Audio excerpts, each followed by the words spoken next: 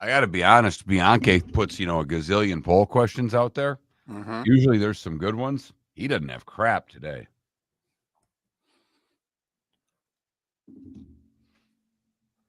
Do you call it the British Open or the Open Championship? Sure, I can do that. I It's just, National Lottery Day, so how often do you play the lottery? I like it. Weekly, when a jackpot gets big, I don't play. Did you hear any of Shane Gillis's monologue? I just saw the clips on X. I watched the whole thing. It was only 8-9 minutes long. Did you see how he finished? With Norm Macdonald's OJ joke? Mm-hmm. Now, God dang.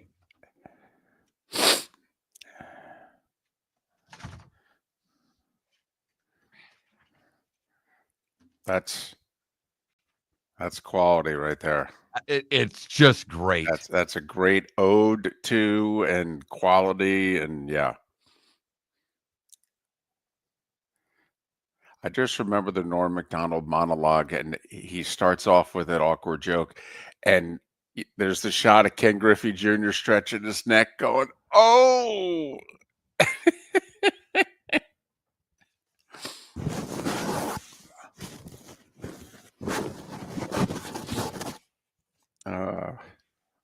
That whole cross-handed chip thing freaks me out. And cross-handed putt, I couldn't imagine cross-handed chipping. I just feel very badly for the Ireland and Northern Ireland Chamber of Commerce, which this is apparently the weather for the whole tournament. It doesn't matter to them over there. They show up. Oh, no. I'm just here, but to get people to travel. Why'd you come by and visit during the summer? We're at 62 and rainy. Good to see you, laddie.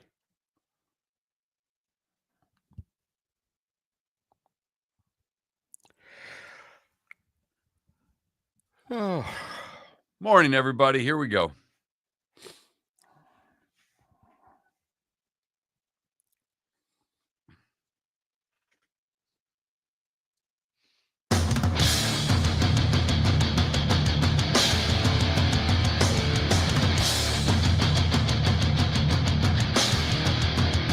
You're listening to Miller and Moulton, coming at you from the Floormeister Studios. Floormeisters, keeping it real. And now, here's Mark Miller and David Moulton. Top of the morning to you on this Thursday. That's close enough to the finish line. You can start thinking about it, right? How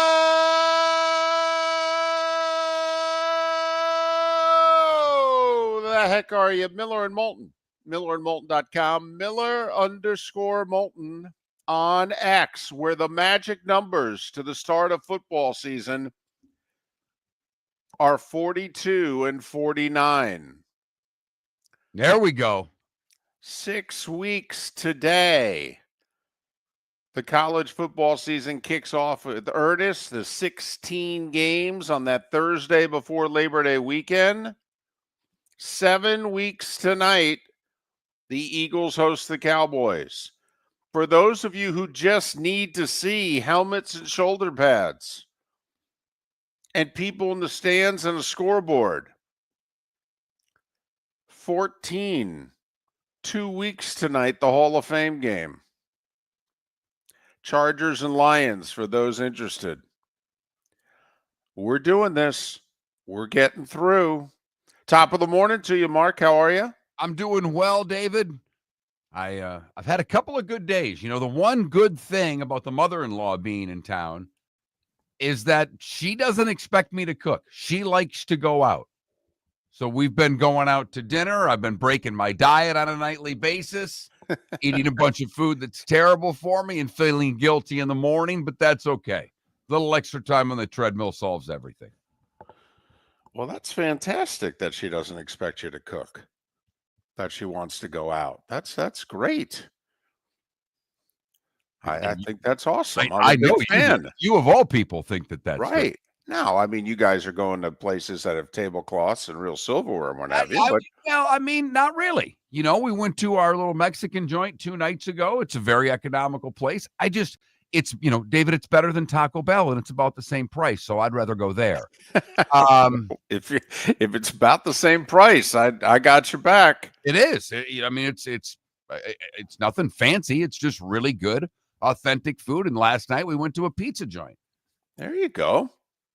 All right. Knocked down a little pizza. Had a couple of beverages. Yeah, we're off to a strong start There then. you go. Now you've got the Open Championship that's underway, and then now you can watch golf for, hours upon hours upon hours. Ladies and gentlemen, 6 minutes ago, bliss occurred. 6 minutes ago, Mark Miller figured out how to operate the TV inside the Southwest Florida studio. And I know that doesn't sound like much, but just connecting this television to the internet in the building was an accomplishment. I had no idea. It just came up with a screen. Like, well, you hit that button, but there's no mouse. How do I hit that button? Can I tell you what bliss sounded like after many minutes of grinding teeth and a taut and tense face? Okay, and you could just see the cheekbones, okay, and the cheek muscles tightening, okay. At 5:58 a.m. this morning, there was a aha,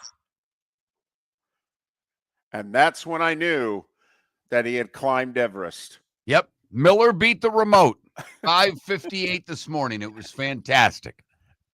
And so that means USA Network for the rest of the show, and more commercials than golf on NBC's coverage of the Open Championship. You've got that right. David, to prove your point on the commercials and to show you what a geek I am for the British Open, I last night didn't set an alarm by complete mistake. And I woke up in a bit of a panic. And when, I'm like, Sure. Did I set the alarm? What the hell time is it? And I got up at my normal time. It was about 4:20. I'm like, all right, good. So I got the coffee going, took care of what I needed to take care of, and then started getting ready for my morning. And I've never done this before, but this morning I had the television on my phone as I was getting coffee ready and walking through the house and making sure I could stay quiet so my wife stayed asleep and jump in the shower. And yeah, that's right. I took the phone in the shower with YouTube TV on and watched the British Open while showering. There we go. Had All it right. on. Had it on while shaving. So I was in. And like everybody when they woke up this morning, and it's not that way now, but like everyone this morning when they turned on the TV, what they were expecting were at the top of the leaderboard to be Lee Westwood and Phil Mickelson. There you go. Phil There you since go. made a bogey. He's 1 under through what's going to be 13 after a nice chip up to about 10 inches. Westwood's 3 under. He's currently in second. J.S. Olson is in first place at 4 under right now. But yes, when you woke up and you looked at the leaderboard, all right, it was, I don't know, the 2005 Open Championship. I was laughing on the 11th hole. Mickelson hit it in the rough and decided to lay up on a par 4 hole. He couldn't get to the green, had an uphill lie, a crappy lie. And the announcers, good patience and discipline there by Mickelson. And the other commentator says, well, those words you've always heard about Phil Mickelson in majors, patience and discipline. Yep. And at the time he was like tied for the lead, and they're still trying to, take shots at him. Yep. Okay. Oh, absolutely. Turncoat, Schrader, LIV or blankety blank. By the way, so's Westwood. So not only are the two guys in their 50s, but when you woke up, the top 2 guys on the leaderboard were LIVers. Boy, the announcers were in a good mood right away. It amazes me still how much it seems to bother the golf media, the players that are on the LIV Tour. Oh, yeah. But, look it. You want to, if you're on the PGA Tour and you're mad because they left the tour and this has all started and you don't think the PGA Tour is what it should be, okay. I can give you plenty of arguments as to what LIV's done for PGA, and we've talked about that numerous times on this show. But I get it. If you're a player on the PGA Tour, I can at least understand your resentment. I don't get and have never been able to understand the golf media. Their job's just to report, and they're angry. The fans, sure, they think the tour's been ruined. They think they took blood money. Okay, but the media is supposed to report and remain a little bit impartial, and they just aren't.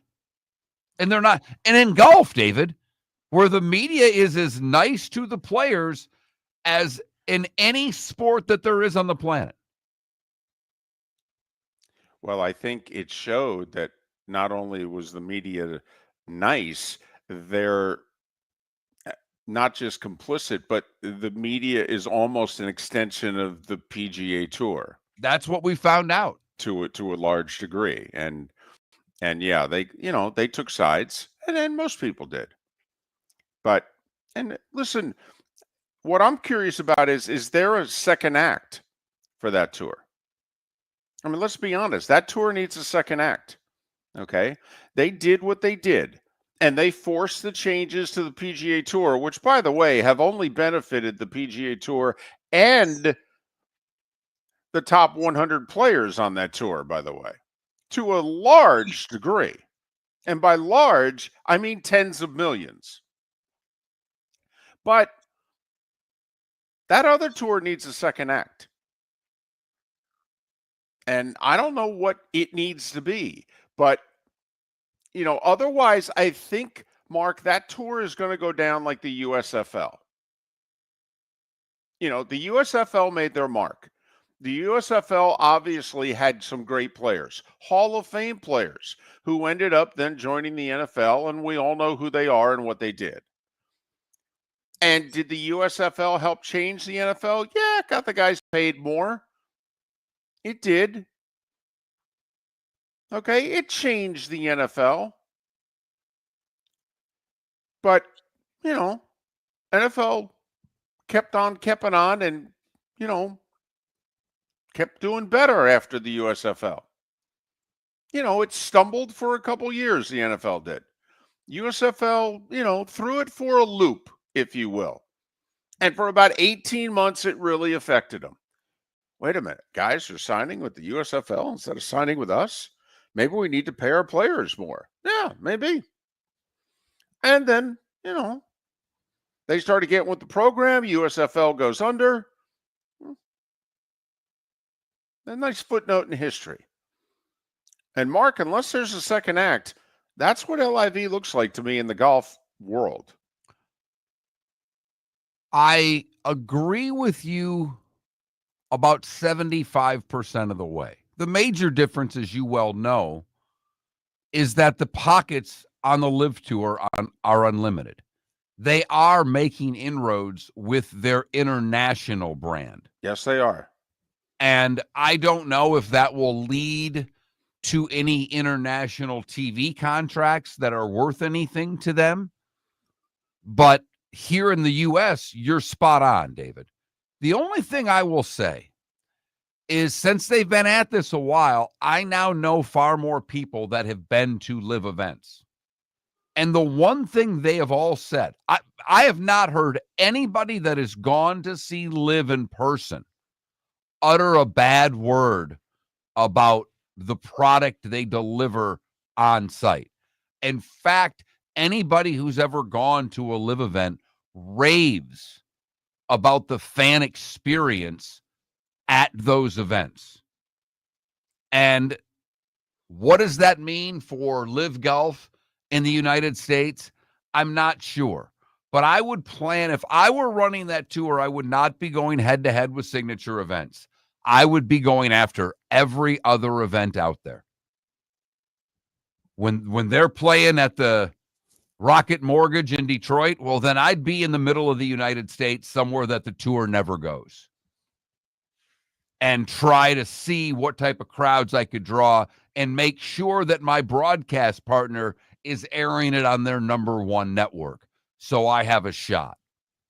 Because I don't think for all of the things they've done for the golfers, they've done a very good job marketing their tour in this country. But those that go people that have gone to Miami, people that have reached out to us that have gone to other events around the country. David, they rave about the fan experience. I don't know too many people that go to PGA Tour events and rave about the fan experience. Miller and Moulton, we will keep you updated on the goings-on at Royal Portrush and the Open Championship throughout the show. Great guest list as well. The starting five in 25 minutes here on Miller and Moulton. For over 50 years, the Nolan family has been dedicated to protecting local families. Nolan Family Insurance is a second-generation independent agency that specializes in home, flood, auto, and boat insurance. They take the time needed to explain your coverage options and answer your questions so you can make an informed decision that's right for you. If you're looking for an agency that treats you like family, call 941-639-1122 or go to nolanagency.com. That's 941-639-1122. or nolanagency.com. With summer approaching, time to take care of your own house. So stop into the Floor Meisters and see their huge in-stock selection of carpet. The Floor Meisters has 100 rolls to choose from, starting at $2.99 a square foot for carpet, pad, and installation. Come in and ask for Dave and have him show you the Dream Weaver Select. Many styles and colors to choose from to fit everyone's taste. Floor Meisters, 6281 Naples Boulevard in Naples, right next to Costco, or go to the web, floormeisters.com. American Paint Supplies is your one-stop shop for all your coating needs and has been for 30 years. American Paint Supplies is also your #1 Festool dealer in Southwest Florida. If you are a builder, cabinet maker, painter, or power tool enthusiast, Festool craftsmanship can be found at American Paint Supplies. Celebrating 30 years of service, and Festool is celebrating 100 years of excellence. Come to American Paint Supply for a perfect pairing of service and expertise on 6100 Shirley Street, Naples off of Pine Ridge, or online at AmericanPaintSupplies.net.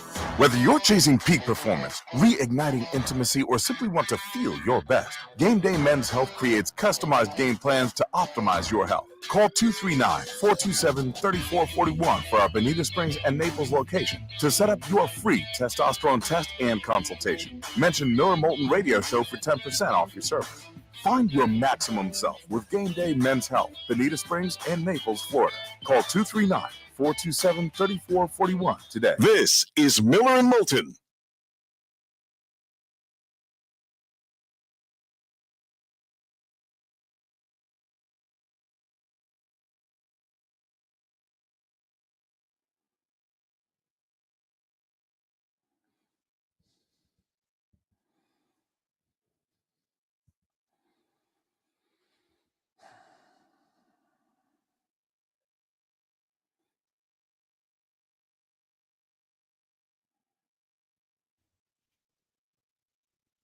Go Raiders. Do you really think they're going to give an ESPY to an NHL team?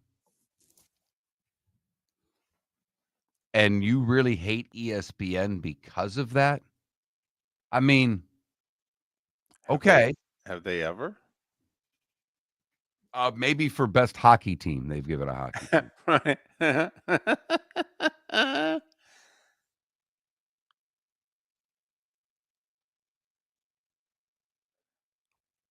So the Open is also streaming on Peacock? Because that's not what we were told yesterday, Spitz. We were told it was going to be on. I would have said on Golf Channel or on golf.com or PGAtour.com, but I don't. Right. It said it was going to be on Peacock till 4. You're watching it now. Interesting. And then they said it was going to be on USA and the NBC Sports app. Right. Huh. All right. We did comment yesterday. Mark said it's don't know why you wouldn't just stream all day, all 4 days.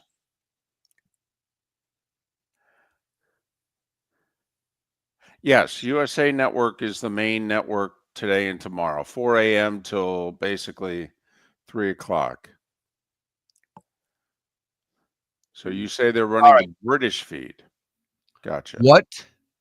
Just for a poll question, what's the most petty fight going on in sports right now? Kraft Belichick, Angel Reese Caitlin Clark, PGA Live. I don't know if there's another one. And I don't know if that's a good question.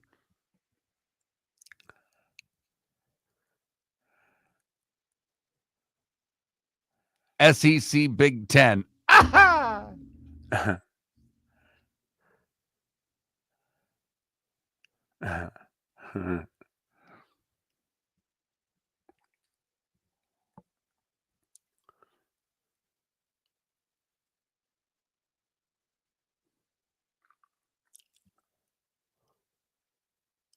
Moulton didn't like that one. Just tell No, us. actually, no. I did. I'm trying to think. Is there something else petty?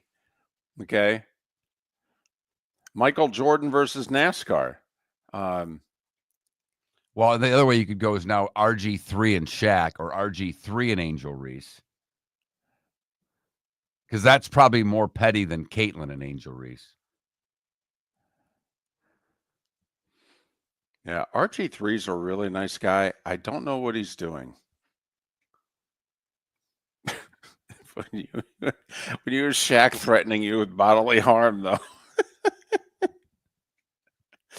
that is a big man.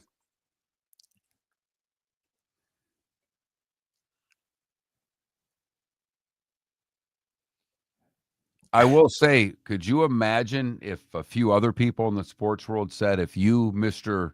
Former athlete, now reporter, say another thing, I'm going to punch you in the mouth, how it would be treated if it wasn't Shaquille O'Neal, who is universally beloved? Right. I mean, Oh, yeah. Oh, no. Shaq and Chuck can get away with things. McAfee says that. Come on. I love the fact that Paul in our Twitch chat room is referring to the Tour de France as my Tour de France. That's all right. Someone else just simply posted TDF the other day, that it was the hill thing. And I'm like, come on. You guys in your bike riding. It's cute.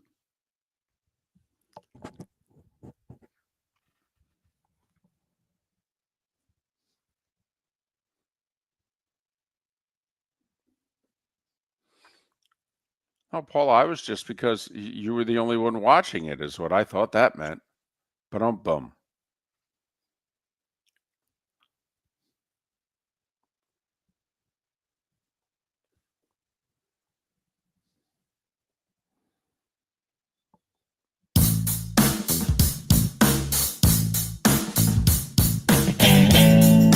Welcome back to Miller and Moulton. Text the guys what's in your mind at 21,000. That's 21000. And now, here's David Moulton. 21 minutes past the hour. Top of the morning to you on this Thursday. 6 weeks today and tonight. 42 days from now, the college football season kicks off in earnest with 16 games on the schedule. 7 weeks tonight, 49 days away from the Eagles hosting the Cowboys to kick off the 2025 NFL season. British Open underway, or as they call it, the Open Championship. Baseball resumes tomorrow. 2 weeks tonight, by the way, the Hall of Fame game. For those of you that are jonesing, and you just need to see it, even if virtually nobody who will be on the field for the Chargers and Lions will be playing for the Chargers and the Lions. That's okay. That's all right. Miller and Moulton. I don't want to say we're struggling with a poll question. We are bouncing ideas around right now for a poll question. That's where we're at. We're going to settle on one something. of the things that differs with Miller and Moulton is I like to bounce the ideas around when we're not on the air. Right. David may just start bouncing ideas off at any moment because all of a sudden a poll question this is where I worry, David, that you are getting a little older than I thought, because a poll question pops in your head. And like my mother in the middle of a conversation about A, she will just blurt out B. Has nothing to do with what we're talking about. But she, at 81 years old now, feels that she may forget it before it's her time to talk. And I sometimes think that all of a sudden you go, hey, I've got a great poll question. And we're talking about the NHL schedule. Well, you're right, Mark, considering I'm so bad at coming up with poll questions. If I think I have a good one, it's out. It's out. It's out. Exactly. In fact, Mark, you're lucky I don't do it in the middle of an interview. That's a good Okay. point. It's When a it- solid point. When you were talking to Pat, and all of a sudden I come out and go, ooh, I got one. Staccato. Sorry, 50-year-old reference. So here's what I'm wondering. You were talking about petty in off air, of course. Mark was talking about petty disagreements right now in the sports world and was wondering if we should make a poll question out of it. And I actually think we could. But this isn't petty. I just am curious. Could we ask a poll question wondering who will win? Greg Sankey versus the SEC coaches? Because the commissioner really wants 9 conference games and the coaches don't. And the commissioner, just for the second time in 6 weeks, just came out publicly and said, I really think we should be playing 9 conference games. And when the media said, but the coaches are against that, right? He said, oh, yeah, they are. Yeah. Remember, the SEC had their things in June in Destin, right? The same song and dance. So I'm just curious, is that a legitimate question? Who's going to win this fight? The commissioner or the coaches? I will say the commissioner has the Big Ten on his side. And I'm wondering, will SEC and college football fans end up thanking Tony Petitti in the Big Ten? Because if we get 9 conference games in the SEC, I think it's going to be because of the Big Ten. Because the Big Ten, Mark, has told Sankey, Petitti has told Sankey, I hate your 5+11 idea. But the only chance you have of getting our vote for that playoff system is you and the ACC have to go to 9 conference games. So that all our major conferences, Big 12, Big 10, and U2, are all playing the same number of conference games. Because, of course, the Big 10 thinks they're equal to the SEC and what have you.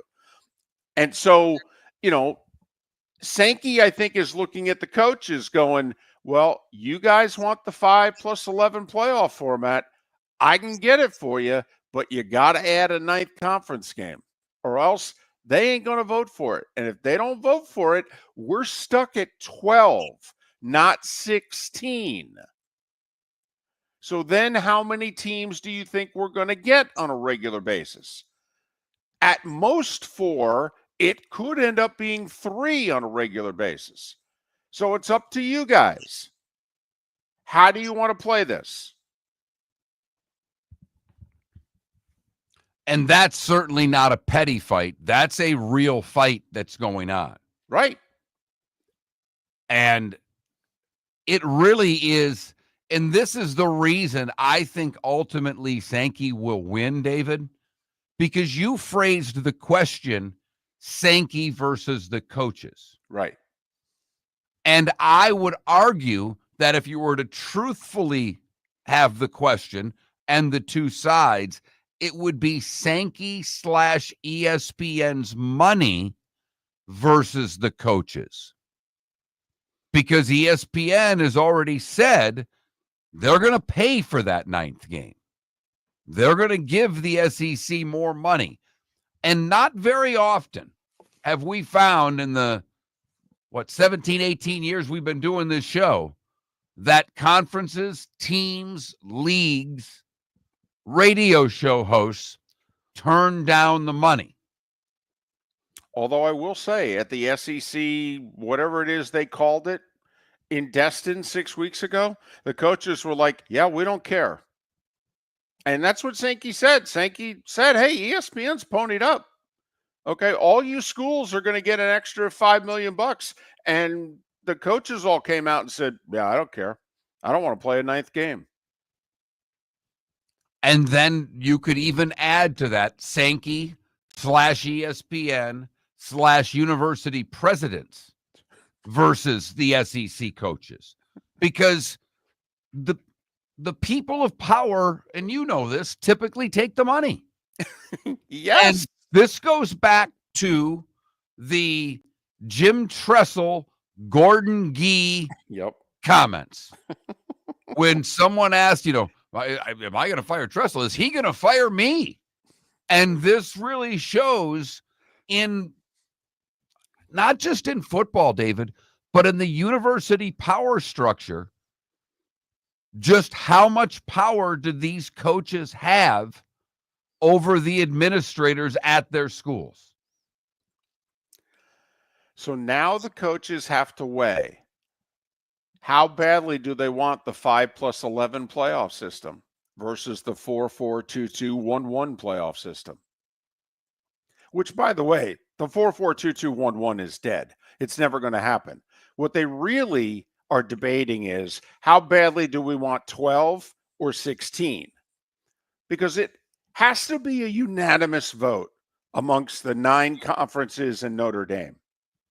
I think it's 9, could be 10. But anyway, it has to be unanimous. Well, right now, the Big Ten's a no. And the only chance of getting the Big Ten to agree to the 5 conference champions and 11 at large is if the SEC and the ACC go to 9 conference games. Well, Mark, you tell me, if you're the big time SEC coaches, 12 versus 16. 16. Well, but how much do you got to play a 9th conference game, though? I understand that, and I think ultimately we're going to 16. I think ultimately the SEC will play 9 conference games. But right now, the coaches are holding out, and the Big Ten is holding out. And which one will win? Which one will have more sway? Right now, the coaches do. Sankey can't get what he wants. Sankey's going to change the NCAA basketball tournament before he's going to add a conference game to his football conference. Right. Ruin one tournament and make sure that we have at least 2 awful weeks of scheduling in SEC football. But we'll have basketball games Monday, Tuesday, and Wednesday, or whatever the hell it is, in the NCAA tournament. Because people are clamoring for more play-in games. Miller and Moulton. Solid show lined up for you today. Wit Watson will join us to talk a little Open Championship as they continue on. John Forslund to talk a little NHL and maybe a story or two. And Edgar Thompson to talk the Gators. The starting 5 is next. Southwest Florida's scorching heat is on its way. Stay cool with Air Advantage. As a proud Rheem Pro partner, Air Advantage delivers top-notch air conditioning solutions to keep you cool and comfortable. Right now, enjoy 18 months, no interest, no payments on qualifying systems. Call 433-4635 today for expert installation and unbeatable comfort all summer long. Online at myairadvantage.com. Air Advantage. Call today, 433-4635. Whether you're chasing peak performance, reigniting intimacy, or simply want to feel your best, Game Day Men's Health creates customized game plans to optimize your health. Call 239-427-3441 for our Bonita Springs and Naples location to set up your free testosterone test and consultation. Mention Miller Moulton Radio Show for 10% off your service. Find your maximum self with Game Day Men's Health, Bonita Springs and Naples, Florida.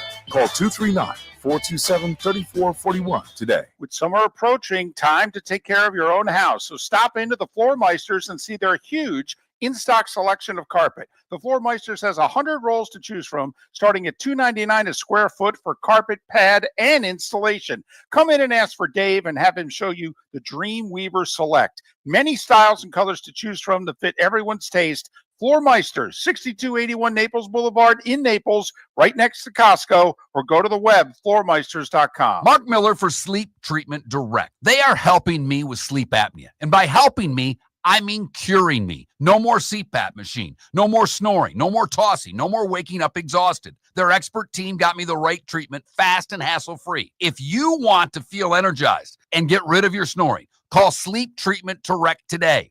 444-1741. That's 239-444-1741. Sleep Treatment Direct. Sleep safe and This sound. is Miller and Moulton.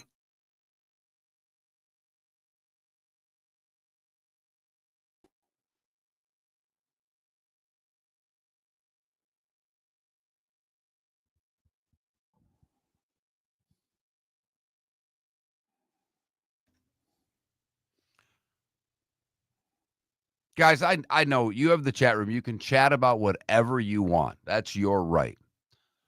But if you ever notice when one of you just keeps going on and on and on and on and on about something, you take away from everybody else that's in there. Instead of it being an area where everybody can chat, one person tries to dominate a conversation that really has not one. I don't care if it has anything to do with the show or not. But do you think you're doing a service to the rest of the chat room when you just go on about one thing to prove that you're right, whether or not you are or not? Find it fascinating.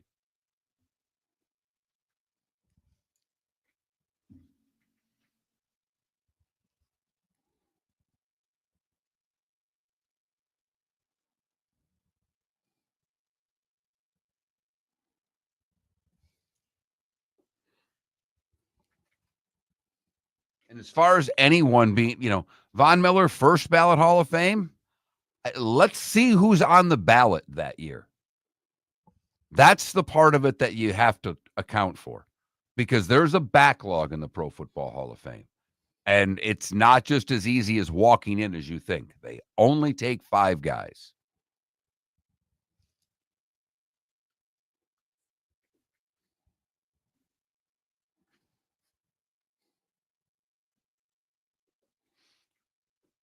So, David, you'll be proud of me. My daughter forgot one of her things she needs from gymnastics. It's a belly band that she has to have. As we pull in, she's like, "Oh my God, I forgot it. I'm going to have to climb the rope." I'm like, "Well, I don't really care about that." I'm like, "But I know she needs it because she's working on something and she actually uses it to help her." So I'm like, "Do you need me to go get it?"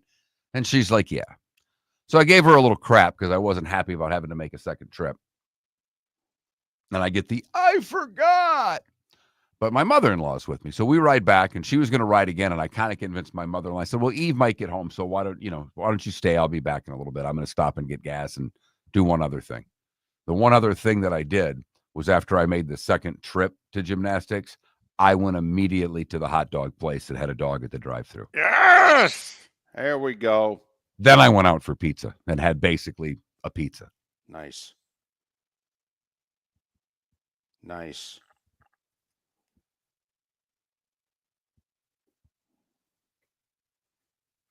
Eating a Coney dog in a car is not easy.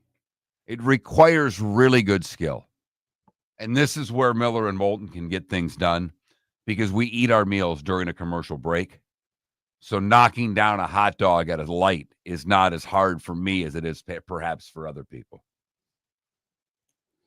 Just got to watch the mustard. You just got to watch the mustard. No doubt.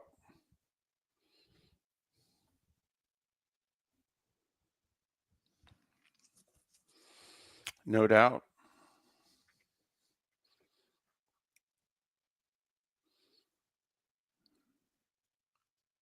And Michael, by the way, back in my day, you're 25. Your day was yesterday. There is no back in my day when you're 25. I have clothes older than you, my friend. Michael, I could argue your day's tomorrow.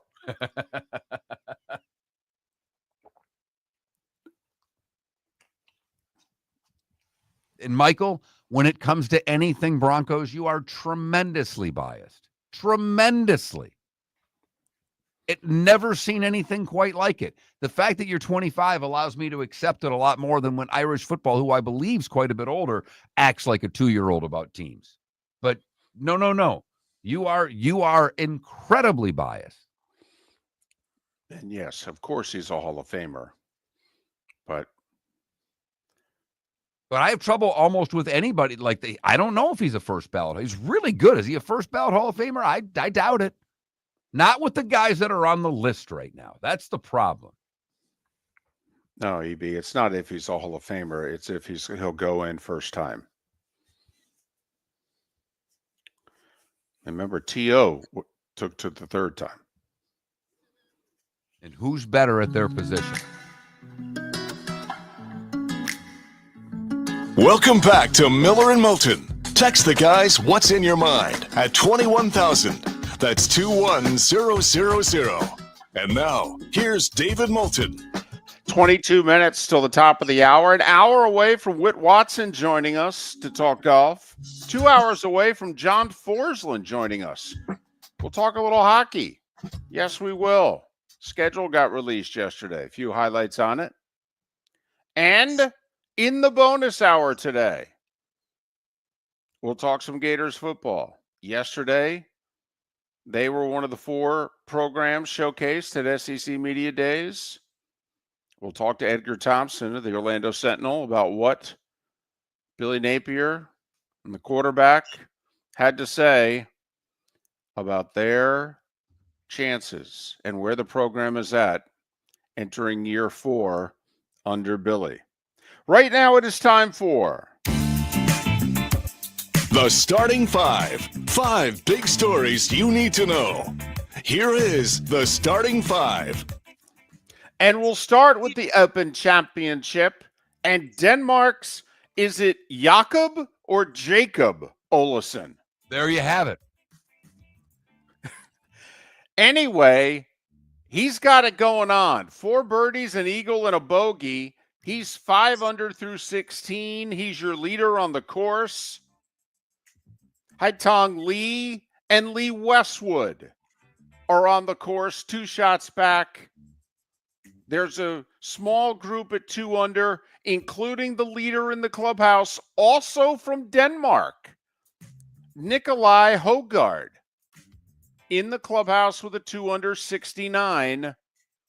Phil Mickelson, who was 2 under at the turn, has made 2 bogeys on the back 9, and the 55-year-old has fallen back to even. Featured groups: the threesome of Schauffele, Spawn, and Rahm. Xander and Rahm are both even. JJ Spawn is 1 over. They've played 4 holes. Another featured group, the very next group off the tee, was Shane Lowry, Colin Morikawa, and Scotty Scheffler. Lowry and Scheffler are both 1 under. Morikawa 1 over. In about 3 or so hours, there are 3 more featured groups. Coming up in 3 hours and 8 minutes, DeChambeau, Justin Rose, Robert McIntyre. 3 hours and 20 minutes from now, Spieth, Oberg, and Hovland. 3.5 hours from now, Rory, JT, and Tommy Fleetwood. So there you have it. Conditions, by the way, not nice, not awful, but just kind of annoying. Low 60s. Okay, it's spritzing. How hard is it raining, Mark? Not at all. Oh, now Not a it's bit. stopped? There's not one umbrella out. Gotcha. It actually Okay. looks delightful, David. Oh, I'm well. being serious. This looks fine to me. Okay, well, 45 minutes ago it wasn't.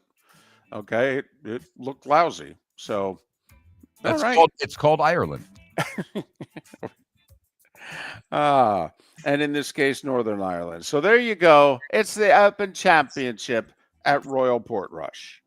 NFL. Once again, lots of news going on in that league.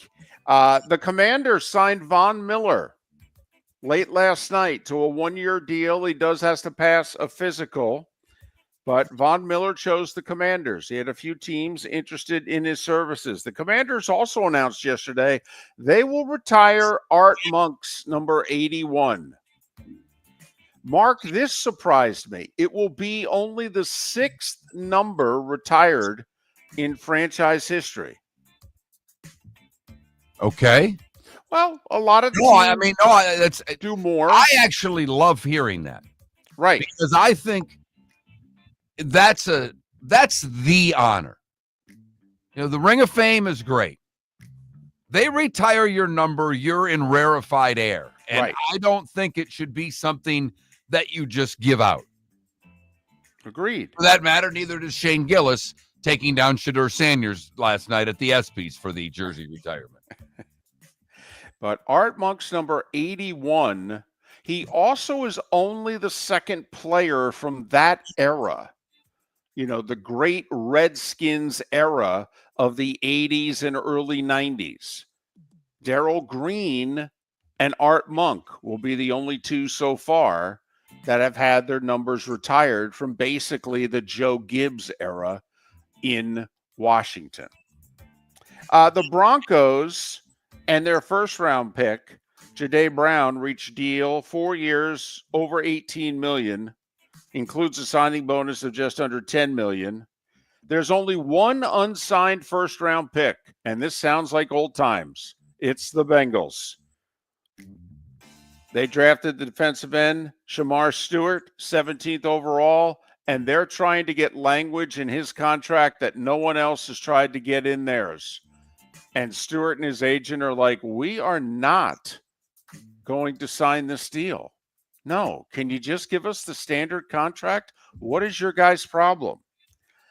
A very meaningful signing last night. 49ers signed second-round pick defensive tackle Alfred Collins. Why? He's only the third second-round pick to sign a contract. The first two picks of the second round got fully guaranteed deals. The other 30 second-round picks have been holding out for fully guaranteed deals. Collins got $10.3 million over 4 years from the Niners, 9 of it guaranteed. So there may be a new standard because, as you've noticed in a lot of these contracts, teams are guaranteeing about 75% of the big money contracts. Collins gets 90%. One has to think now that a lot of the other 29 second-round picks are going to fall in line in the next 48 hours with their teams and what have you. Broncos rookies reported yesterday, by the way. Chargers veterans reported to camp yesterday. Raiders rookies report to camp today. Meanwhile, 49ers, Giants, Dolphins, Bills, and Ravens rookies have already been at work for 2 days. So there you have it. And by this time next week, everybody will be in training camp and going at it at their respective teams. College football, we mentioned it a moment ago. SEC Commissioner Greg Sankey publicly reiterated his desire for a 9-game conference schedule. The Big Ten is holding Sankey to it, saying there's no chance we will agree to the playoff format that you want if you and the ACC are both not playing 9 conference games. This 8 conference game schedule thing isn't going to fly. Alabama's Kalen DeBoer tried to make the plea that, hey, we're playing Florida State and Wisconsin this year. We don't need to play 9 conference games. And the audience just kind of looked at him like, you're not exactly playing the best Florida State and Wisconsin teams, if you know what we're not playing Barry Alvarez's and Bobby Bowden's teams. Okay, but okay, we know what you're trying to say. A little something for the effort there, Kalen. Good job. A nice try. But we'd take another conference game, to be honest with you. The deadline, by the way, is November 30th. If the sides cannot agree on all of their differences to pass a new playoff format, then we will stick with the 12-team playoff in 2026.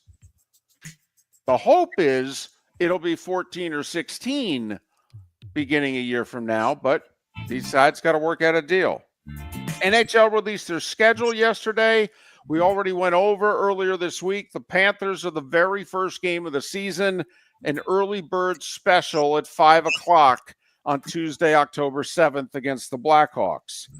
The Lightning, by the way, will be opening up Thursday night at home against Ottawa. 2 Winter Classic games, Rangers at Panthers on Friday, January 2nd at 8 o'clock at night, where the Marlins play at Lone Depot Park. And then Raymond James Stadium on February 1st. The Lightning will host the Bruins. I just hope it works. Hope it works. It will.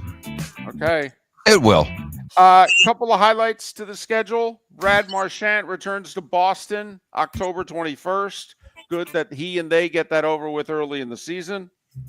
Jonathan Tays returns to Chicago as a Winnipeg Jet on January 19th. What type of reaction do we think Mitch Marner is going to get on January 23rd when he returns to Toronto?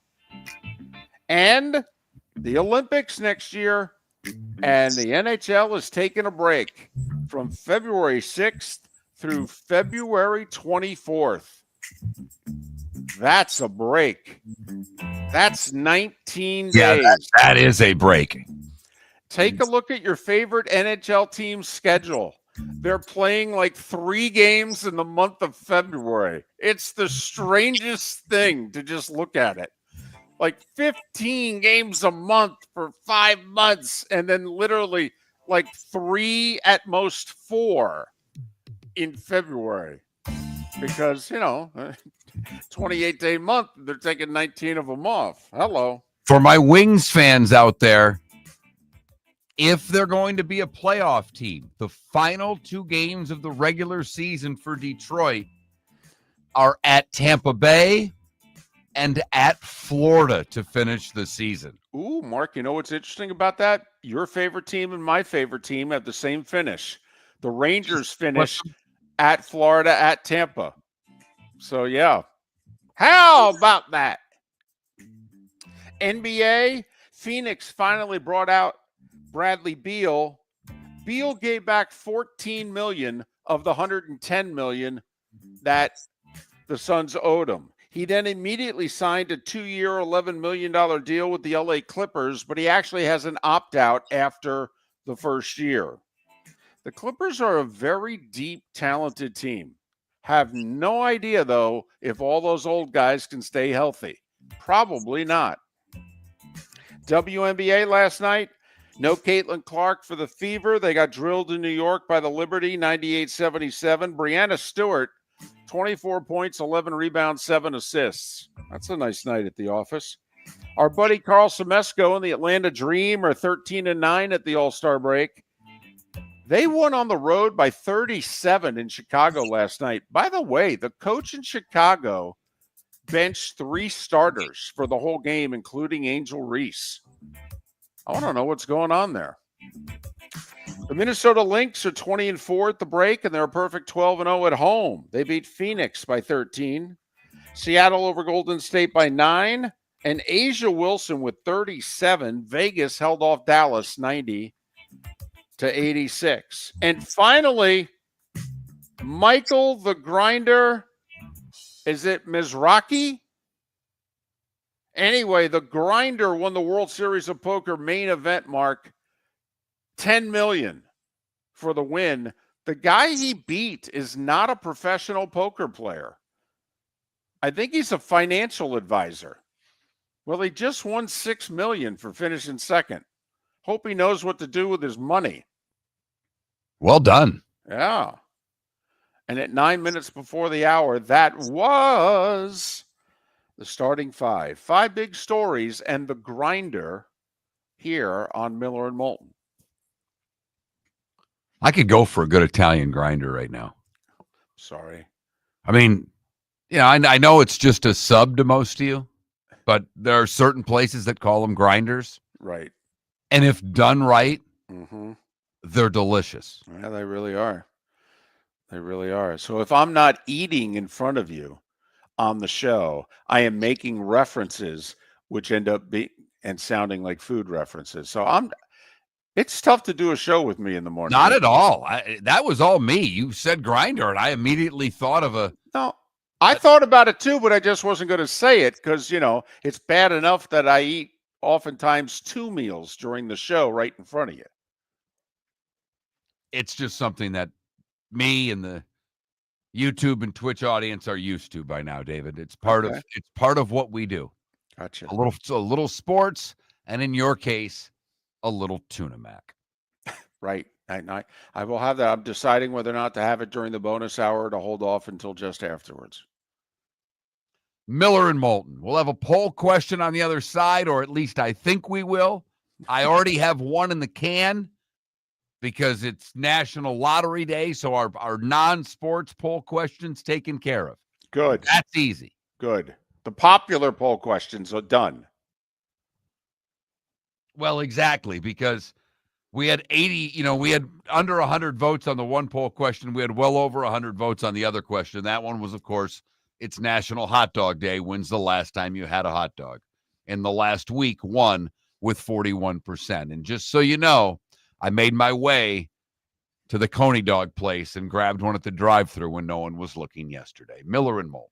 For over 50 years, the Nolan family has been dedicated to protecting local families. Nolan Family Insurance is a second-generation independent agency that specializes in home, flood, auto, and boat insurance. They take the time needed to explain your coverage options and answer your questions so you can make an informed decision that's right for you. If you're looking for an agency that treats you like family, call 941-639-1122 or go to nolanagency.com. That's 941-639-1122 or nolanagency.com. With summer approaching, time to take care of your own house. So stop into the Floor Meisters and see their huge in-stock selection of carpet. The Floor Meisters has 100 rolls to choose from, starting at $2.99 a square foot for carpet, pad, and installation. Come in and ask for Dave and have him show you the Dream Weaver Select. Many styles and colors to choose from to fit everyone's taste. Floor Meisters, 6281 Naples Boulevard in Naples, right next to Costco, or go to the web, floormeisters.com. Honey, you want to come out? I haven't seen you since Glass Doctor installed our custom shower enclosure. No thanks. Well, you can't keep eating breakfast in the shower, and laminating your magazines is getting expensive. You remember we have guests coming over tonight, right? Oh, I'm sure they'd love to see the shower. It's our neighbors, and I highly doubt they want to be hanging out in our bathroom. The shower is so good, you'll never want to leave. Visit glassdoctor.com today and schedule an appointment online. American Paint Supplies is your one-stop shop for all your coating needs and has been for 30 years. American Paint Supplies is also your #1 Festool dealer in Southwest Florida. If you are a builder, cabinet maker, painter, or power tool enthusiast, Festool craftsmanship can be found at American Paint Supplies. Celebrating 30 years of service, and Festool is celebrating 100 years of excellence. Come to American Paint Supply for a perfect pairing of service and expertise on 6100 Shirley Street, Naples, off of Pine Ridge, or online at AmericanPaintSupplies.net. Defining a new era in men's health. Get stronger and healthier at Game Day Men's Health. With our in-house laboratory, get in, get treated, and get back to your passion and purpose. Call 239-427-3441 for our Bonita Springs or Naples location to set up your free testosterone test and consultation. Mention Miller Moulton Radio Show for a 10% discount on your service. Start living your best with Game Day Men's Health, Bonita Springs and Naples. Call 239-427-3441 today. Miller and Moulton are very grateful to you, the listeners, for making us one of the highest rated shows for men, because the working man is one of the toughest demos to reach, and we do. Great sponsors like Floor Meisters, American Paint Supplies, Glass Doctor, Sleep Treatment Direct, Game Day Men's Health, and Molly Maid recognize that, and we thank them. And if you own a business and working men are your clientele, the most cost-effective way to reach them is through us. Text Miller and Moulton at 21,000 or directly via X at that Mark Miller or the David. This is Miller and Moulton.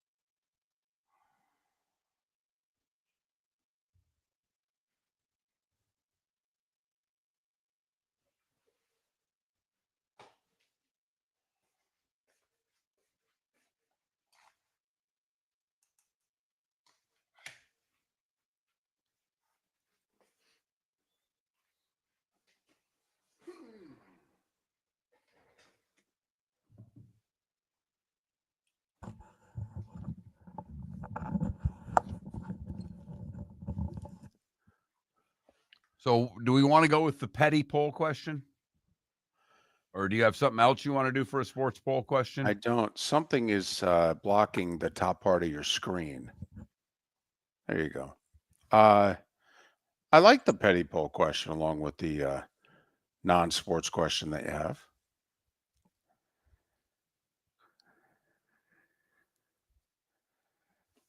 Ha ha ha.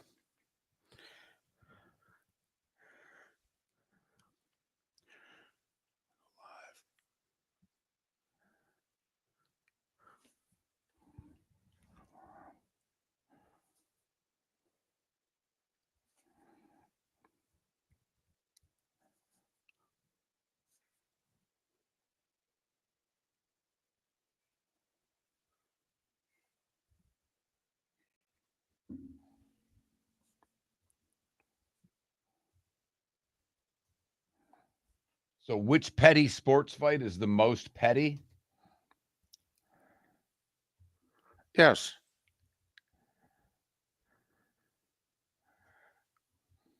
Kraft versus Belichick. Clark versus Reese.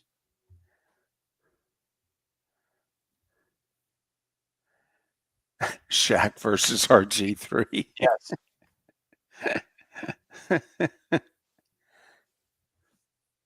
Is there another one out there? I thought I had another one.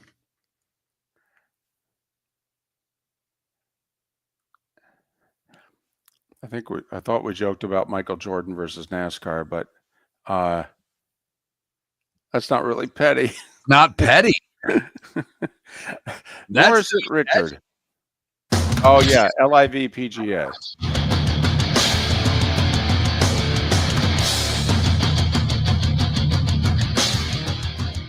You're listening to Miller and Moulton, coming at you from the Floor Meister Studios. Floor Meisters, keeping it real. And now, here's Mark Miller and David Moulton. Hour 2 of Miller and Moulton on this Thursday. The Open Championship is underway at Royal Portrush in Northern Ireland. We go live now to our on-site correspondent, Mark Miller. Mark, can you give us a weather update from Royal Portrush? Yeah, everything's lovely. It's, they're wearing sweaters. There are no umbrellas out. So that's all they can ask for. Stay out of the rain. And we've talked a lot of British Open this week, and they weren't sure, and you're never sure about the weather until it starts. But the thought was the early late was going to have the best shot to avoid any weather. We'll see if that holds true. Some umbrellas out now. The winds are freshening, as they like to say, David. Thank you, Mark. Olsen going to 18 with a 2-shot lead over Westwood and Lee. Yes. So Jacob Olesen from Denmark, 4 birdies, an eagle, and a bogey, 5 under through 17. Haitong Lee from China, Lee Westwood from England, both on the course at 3 under. There's a group at 1 under, a big group. Here's some names that may interest you on the course at 1 under. Koepka, Scheffler, and Schauffele. Phil Mickelson, even through 16, at one point had it 2 under. By the way, 100% chance of rain over the course of the next 2 hours at Royal Portrush.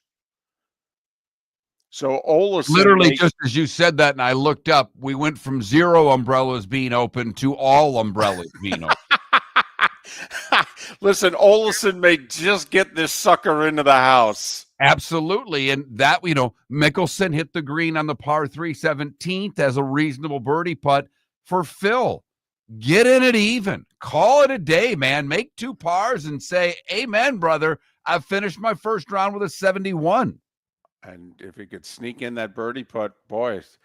And Phil, it's funny. Phil this year in the majors has played 15 or 16 really good holes each round and has had 2 out-of-body experiences seemingly in every round he's played in the majors this year. So far, he has avoided the crooked numbers. So there you have it. Okay, it's always good when we can go live to our Weather Channel correspondent, Mark Miller, live at Royal Portrush. And Mark, feel free. Okay. You have carte blanche at any time during the show. You can just jump in with a live weather update from the Open Championship. Okay. Well, I'll give you one little live scoring update as well. Shane Lowry, 2 under. Matt Fitzpatrick, 2 under. But someone that I think now people will pay attention to because of last week. Your Jersey guy there, Chris Gotterup. Not batter up, but Gotterup. Gotterup is 1 under through 11. So good for him after having a good week last week and earning his way into the British Open. Would love to see him make the cut. Totally. That'd be outstanding. And as you mentioned, the early tee time on Thursday, later tee time on Friday, they think will be the better weather situation, but they don't know. Listen, do we know the weather in the States? No. Do they know the weather across the pond? No. Although I will say their models for our hurricanes seem to be better than ours. Don't know why that is, but that's just something we've noticed in the last few years. So we'll keep you posted. Miller and Moulton. So what do you got for poll questions there? All right. Well, today is National Lottery Day. Ooh. So how often do you play the lottery? Weekly? Only when it's a big jackpot? Never. And I have moved into the never position. It doesn't matter to me. I don't waste my money on lottery tickets anymore. I just don't. Not scratchers, not lotto, not any of not the Mega Millions. I don't do it. I used to. And basically, big jackpot, let's go give 10 or 20 bucks for tickets. And why don't you just light that $10 or $20 on fire is my philosophy. David, how long have you been playing your father-in-law's numbers, your late father-in-law's numbers? You see now, Mark, now you're really hitting me. This hurts. This hurts. This is a very sensitive subject. Okay, this really is. Mark, officially, you know my answer. My answer is weekly. I did not grow up playing the lottery, by the way. This is something that came into my life via marriage. I was not somebody who played the lottery growing up. Got married, and all of a sudden, and our first few years of marriage, we didn't have the money to play the lottery. But then my father-in-law died 24 years ago, and he played the lottery. And my father-in-law was a Methodist minister. And my wife said, we got to play my dad's numbers. Well, okay. I mean, he was a good dude. He just died. Yeah, sure. Okay. And besides, Mark, I mean, come on. He was a minister. He's got a little inside here. Okay. He can call in a favor, one time and take care of his kids and grandkids and what have you. So sure, we'll keep playing these numbers. Absolutely. Mark, it's been 24 years of every week playing my father-in-law's numbers. Do you play them just for the lotto, or have you jumped into the Mega Millions too? Because the lotto's twice a week. It's $2 per ticket. So that's $4 a week. So you're spending $208 a year that you're wasting money. Oh, Mark, we don't just stop at the lotto. I mean, isn't there Well, there's 2 Mega Millions, I believe. I think there's 2 a week, Tuesday and Friday for one, Wednesday and Saturday for the other. I think we're the Wednesday, Saturday Mega Millions. Yeah. Oh, that's the lotto. Right. Oh, well, whatever. But Mark, no, we do too. We do too. So it's a couple $100 a year.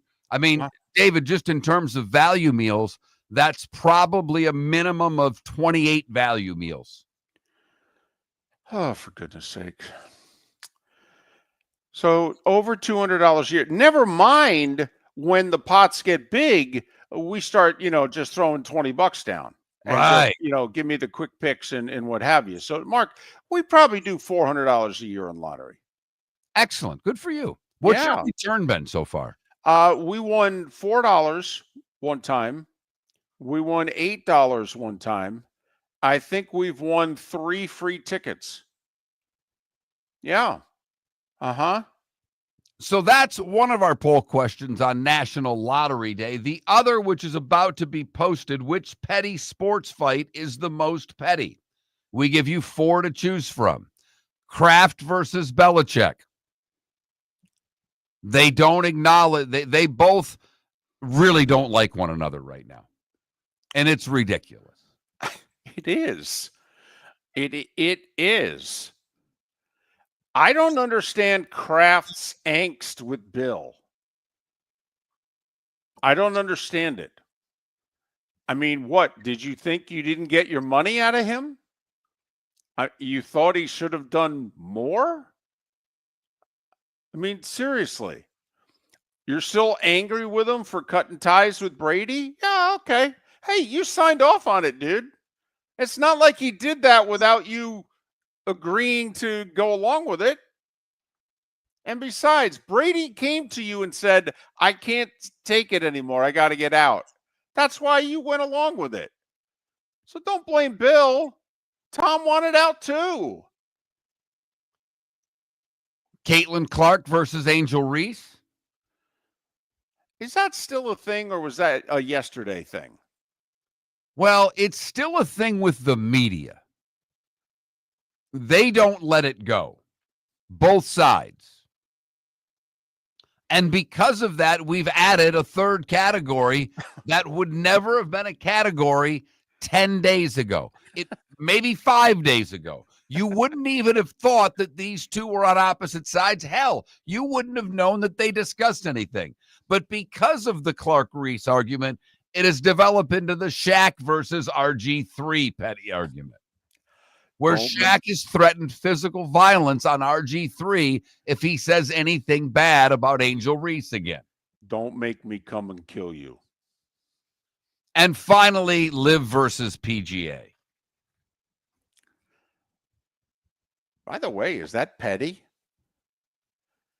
I think it's become that.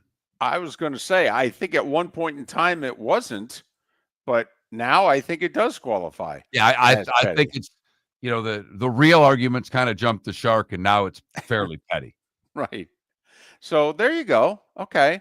So how often do you play the lottery on today, National Lottery Day? And the best petty or most petty sports argument going on right now. By the way, live update from the Open Championship. Olesen bogeyed 18. He posts a 4 under 67. He's your leader in the clubhouse. And Lee Westwood, birdies 12. He's on the course, tied for the lead at 4 under. Phil made that birdie putt mark on the par 3 17th. He's 1 under playing the 18th. And the Jersey boy got her up, birdie 12 to get to 2 under par. How about that? And we'll go back live to Royal Portrush with our correspondent Mark Miller for a live weather update when the situation warrants. So birdies to be had in the first round at the Open. We will, obviously, as David said, the weather will play a part as it always does. And will it affect those teeing off late today and getting the early tee time tomorrow, as there are a handful of umbrellas out, but most people, David, able to handle the conditions at this point? I heard them talking up Patrick Reed right before his first tee ball, in which they said, he's kind of built for this. And the other guy said, what do you mean? And he goes, it takes an awful lot to get Patrick Reed to put a sweater or a jacket on. He goes, he really is built for this championship. I went, didn't know that. Sure enough, first tee. Okay, everybody had jacket and umbrellas. There's Patrick Reed in a short sleeve shirt walking down one. I'm like, okay. So I guess that's what we look for the rest of the tournament, Mark. If Reed has gone to layers, the weather's bad. Right. Don't look at Matthew Fitzpatrick for that, because he was wearing the stocking cap already in round 1. And he's from there. Exactly. What the heck? He reads from Georgia.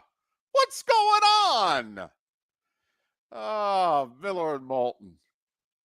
With summer approaching, time to take care of your own house. So stop into the Floor Meisters and see their huge in-stock selection of carpet. The Floor Meisters has 100 rolls to choose from, starting at $2.99 a square foot for carpet, pad, and installation. Come in and ask for Dave and have him show you the Dream Weaver Select. Many styles and colors to choose from to fit everyone's taste. Floor Meisters, 6281 Naples Boulevard in Naples, right next to Costco, or go to the web, floormeisters.com. American Paint Supplies, celebrating 30 years in Naples, is proud to be the exclusive Farrow & Ball dealer in Southwest Florida. The best thing to come from the UK since the Beatles, Farrow & Ball has the colors and paints at American Paint Supplies. See why all the designers and painters choose Farrow & Ball. For 30 years, American Paint Supplies provides the perfect pairing of service and expertise. On 6100 Shirley Street in Naples off of Pine Ridge, or online at AmericanPaintSupplies.net. American Paint Supplies is your one-stop shop for all your coating needs. Whether you're chasing peak performance, reigniting intimacy, or simply want to feel your best, Game Day Men's Health creates customized game plans to optimize your health. Call 239-427-3441 for our Bonita Springs and Naples location to set up your free testosterone test and consultation. Mention Miller Moulton Radio Show for 10% off your service. Find your maximum self with Game Day Men's Health, Bonita Springs and Naples, Florida. Call 239-427-3441 today. Southwest Florida's scorching heat is on its way. Stay cool with Air Advantage. As a proud Rheem Pro partner, Air Advantage delivers top-notch air conditioning solutions to keep you cool and comfortable. Right now, enjoy 18 months, no interest, no payments on qualifying systems. Call 433-4635 today for expert installation and unbeatable comfort all summer long. Online at myairadvantage.com. Air Advantage. Call today, 433-4635. This is Miller and Moulton.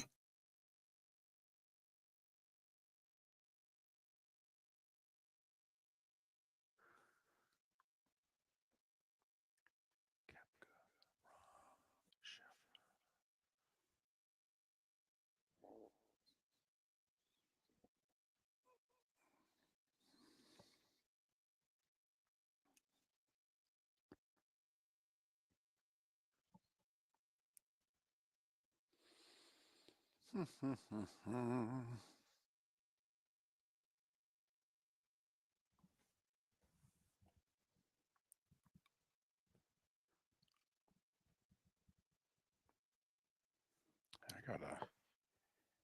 gotta fire these babies up.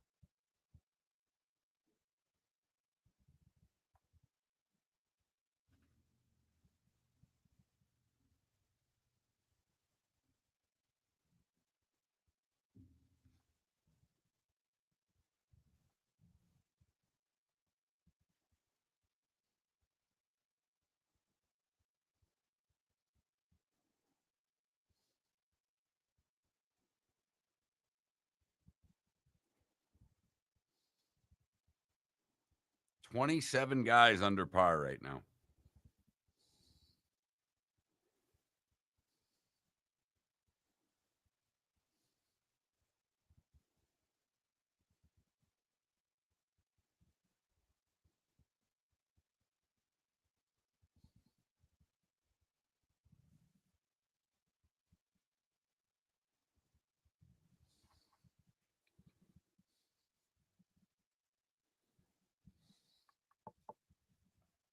Oh, crap.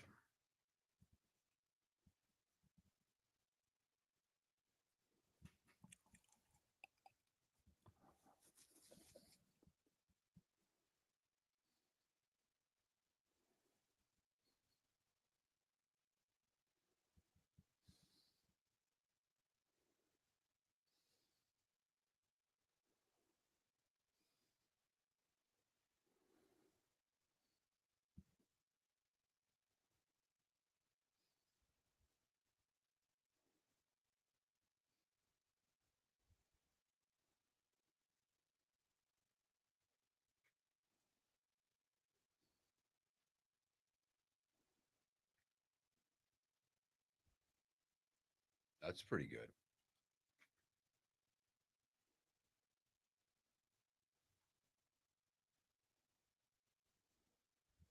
Tough chip.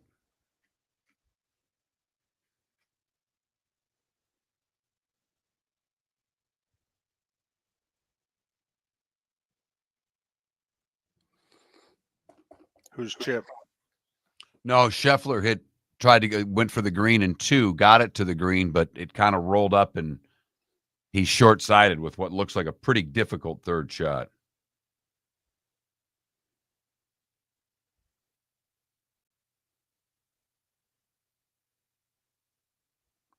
When you're from Denmark, you're a Dane, right? That is true.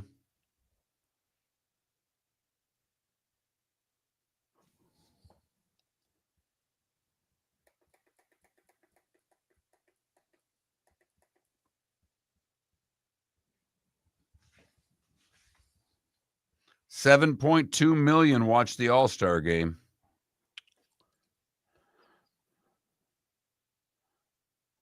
Down 3%.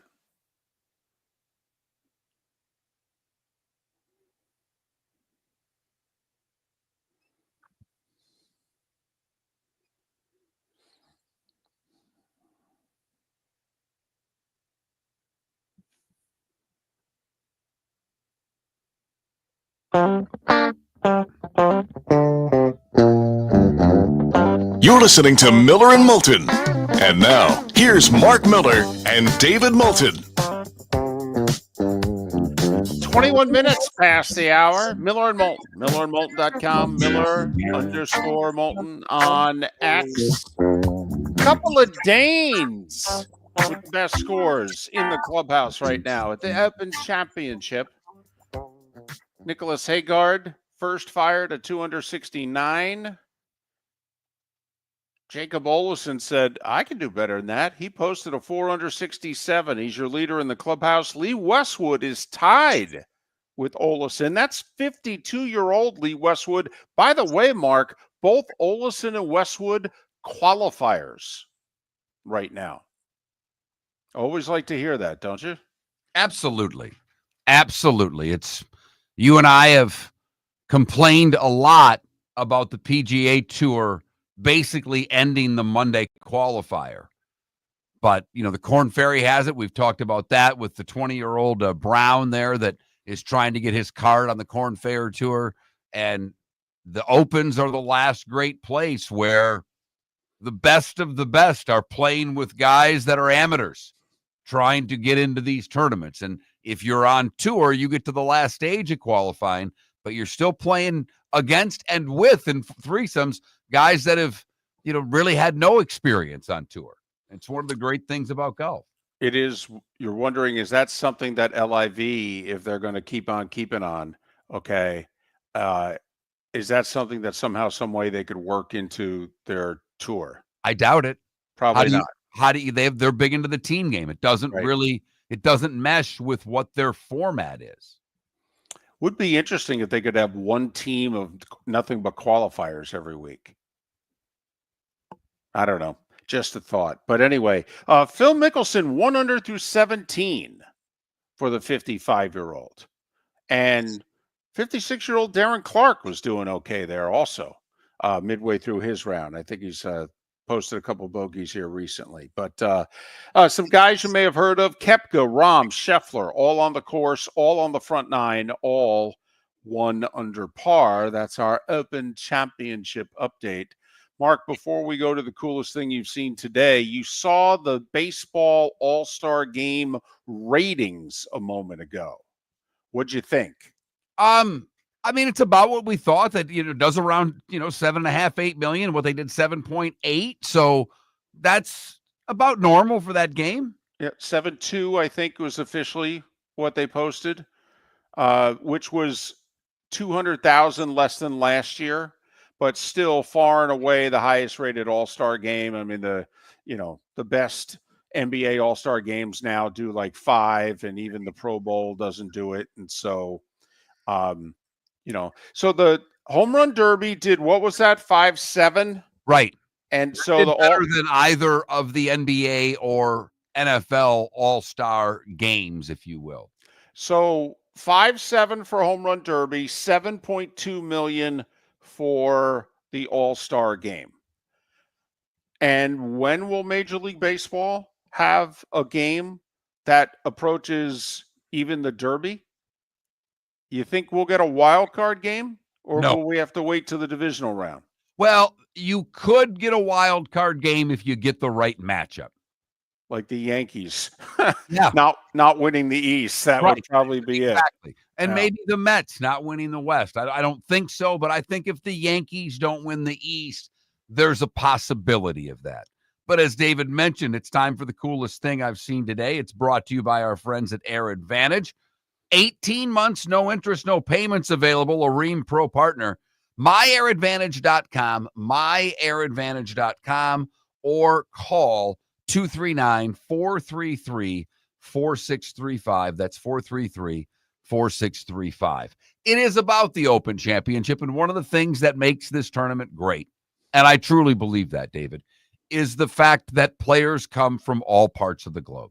That you see leaders like we have now. If guys, there's always a first day leader or someone on the leaderboard that you're looking, who the hell is that? Well, not only do you have some unusual first round leaders, but you get guys who don't normally play in majors. And one of them is Richard Teeter. He's an amateur from Estonia. He's the first ever player from Estonia to play in the Open Championship. And he was able to get in by holing out for an eagle on the second playoff hole in a qualifier. Cool. Right? The shot, maybe one of the best shots you've ever hit in your life, and it happens to be the shot that gets you in the British Open. So Richard Teeter, good for him. Unfortunately for Richard, he is off to a rough start. He is 2 over through 5, the amateur, playing from Estonia, the first time someone from that country has played in the British Open. And that is the coolest thing I've seen today. Brought to you by Air Advantage, online at MyAirAdvantage.com. We mentioned it during the starting 5. Do you think that this is going to lead now to a waterfall of signings? We've had this for 2 months because the 2 second-round picks in the NFL draft signed in May.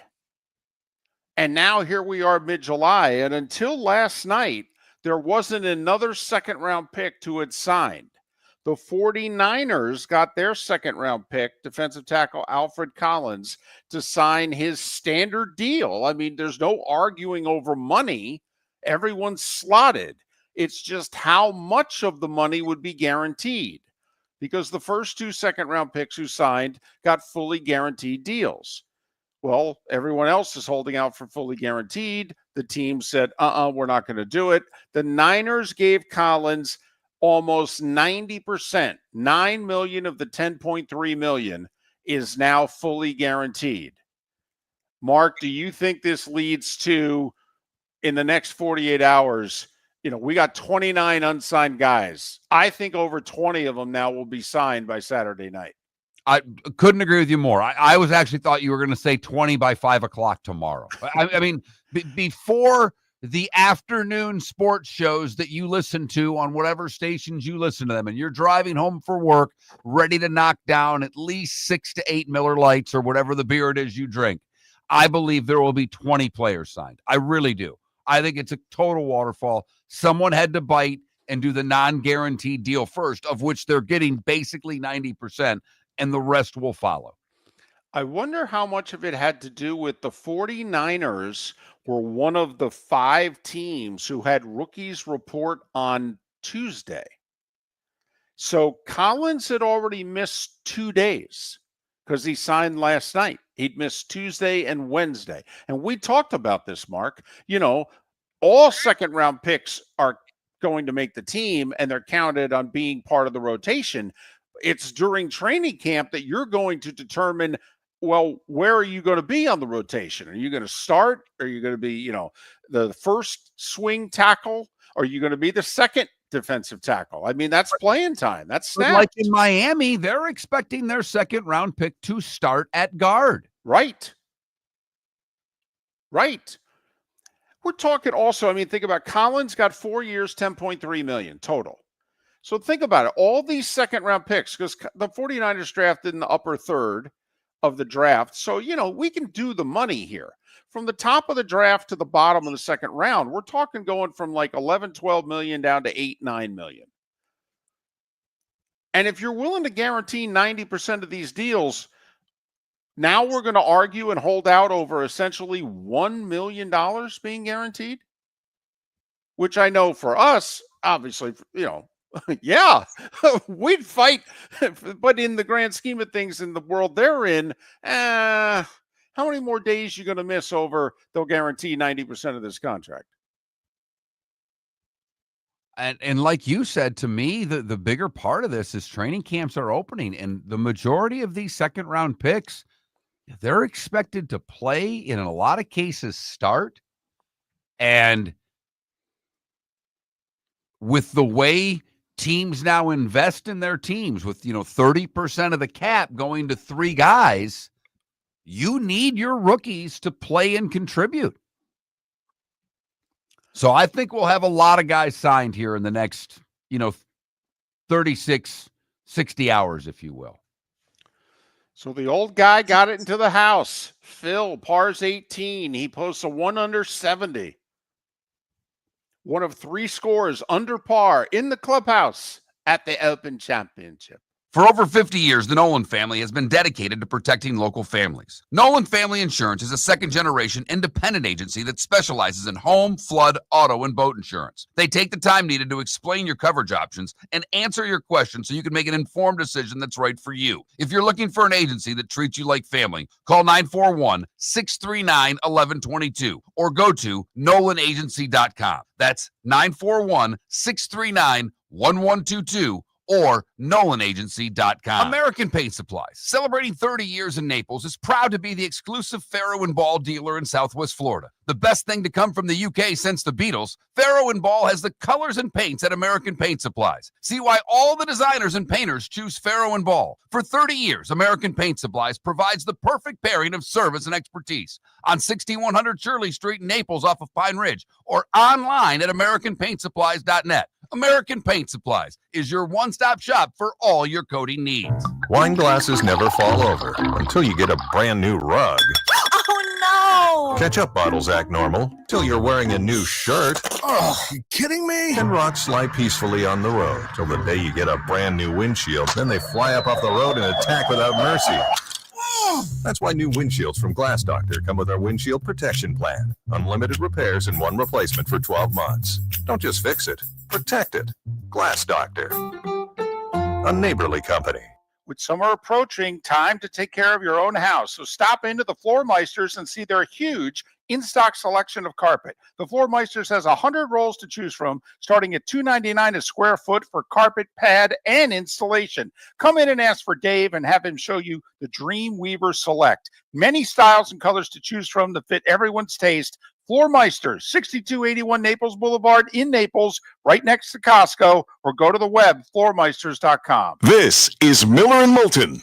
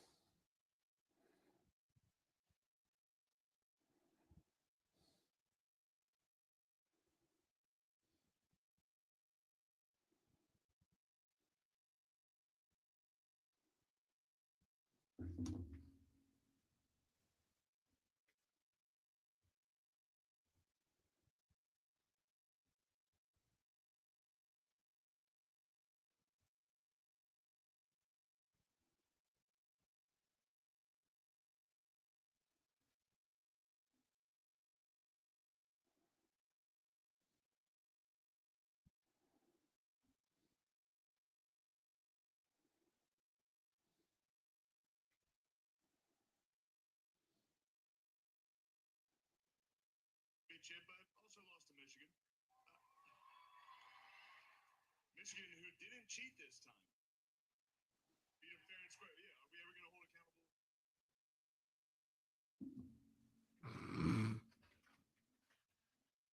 Ohio State, who won the national championship, but lost to Michigan, and Michigan, who didn't cheat this time. I didn't see that one. That's solid. I didn't watch it. I've never been interested in the ESPYs. I never. I've only been the year Monologues. of FCU.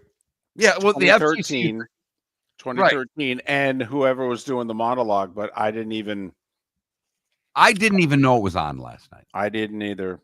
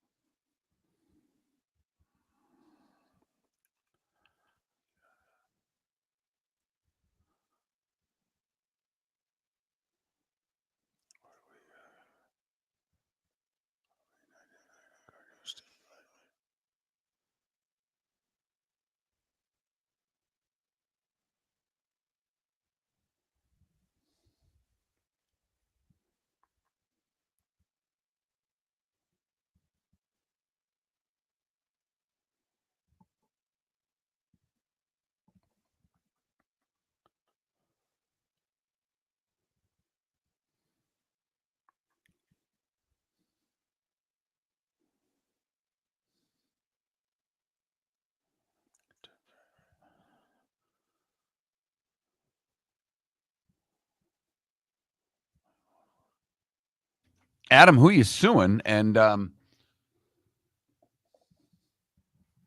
yes, this show is for sale. Virtue. Who are you? No offense. Who are you to tell the two people who own the show that the show's not for sale? It's for sale. Damn right it's for sale. My good, we'd NASCAR this show up if we could. No. I'd sell the show. You want to buy the right price? You can own it. You can have the whole damn thing. I want stickers everywhere. I want to have to be changing hats during the segments.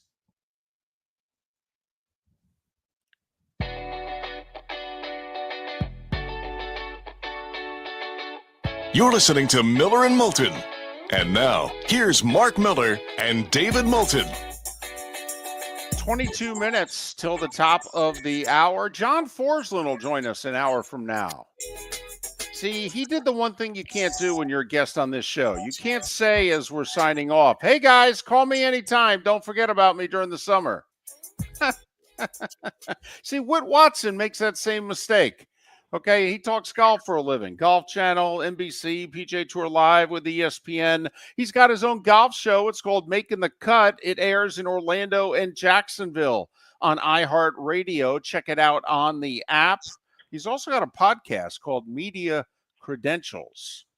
He's Wit Watson. Follow him on X at Real Wit Watson. Hey, so you turned on the Open this morning, and it's 2009 at Turnberry. Lee Westwood tied for the lead, and Phil Mickelson on the leaderboard. What the hell's going on? Who are these people? And didn't we all have Jakob Skov Olesen in our pool this week with a 67 to kick things off? It's early. Don't get crazy. I like where Nikolai Højgaard is right now after a 69. I like John Rahm and Shane Lowry and Scotty Scheffler all at -2, still early in their rounds. And yeah, how about Phil with a 70, 1 under? Still very early. No one knows anything about this golf course. Only the third time that they've ever played the Open at Royal Portrush. So nobody has a book on it. And I think you're going to see some weirdness over the next couple of days because of that. There's no history here that favors anybody. So I'm not terribly surprised to see kind of a psycho leaderboard early here. Yeah, no doubt. And I'll already take whatever the over-under number is for Olesen tomorrow. I'll go over right now blindly. on that one. It'll probably be about 71, 71 and a half, and I feel pretty comfortable with the over on that. But obviously, you know, Shane Lowry played here well before. Shane's had an interesting year to me in that he started out pretty hot, and over the course of the summer hasn't played great golf, and he's off to a great start. Is it just horses for courses, or how do you look at Shane's good start? I'm sure there's the fact that there's some history there for him. Yeah, sure. I mean, he's had, like you said, kind of an up and down year. He missed the cut at the PGA Championship and the U.S. Open. He did make the cut at the Masters, but he blew up on Sunday, well documented, shot 81 on Sunday at the Masters this year. But before that, he was second at Pebble Beach, and he was in the top 10 here in Orlando at Bay Hill. So I think you have to just sort of say that's golf, right? Like, he hasn't forgotten how to play, but nobody owns the game. You only rent it. And I think maybe coming back to Royal Portrush, where he's got some good memories, might be kind of, you know, triggering some good memories. But yeah, golf is hard and golf is weird. And your point is well taken. He's had a really bizarre year. It's been all or nothing, right? It's been like top tens or MC hammers. So maybe he's got something going this week. Westwood just made a bogey, but Matthew Jordan and Haitong Lee have both birdied. So we have three golfers at 4 under, Olesen in the clubhouse at 4 under, Westwood on the course at 3 under, and then, as Wit mentioned, a bunch of big names at 2 under and surging on the front 9. I have to admit, I didn't pick them this week. I don't necessarily think that this style of golf is his strongest suit.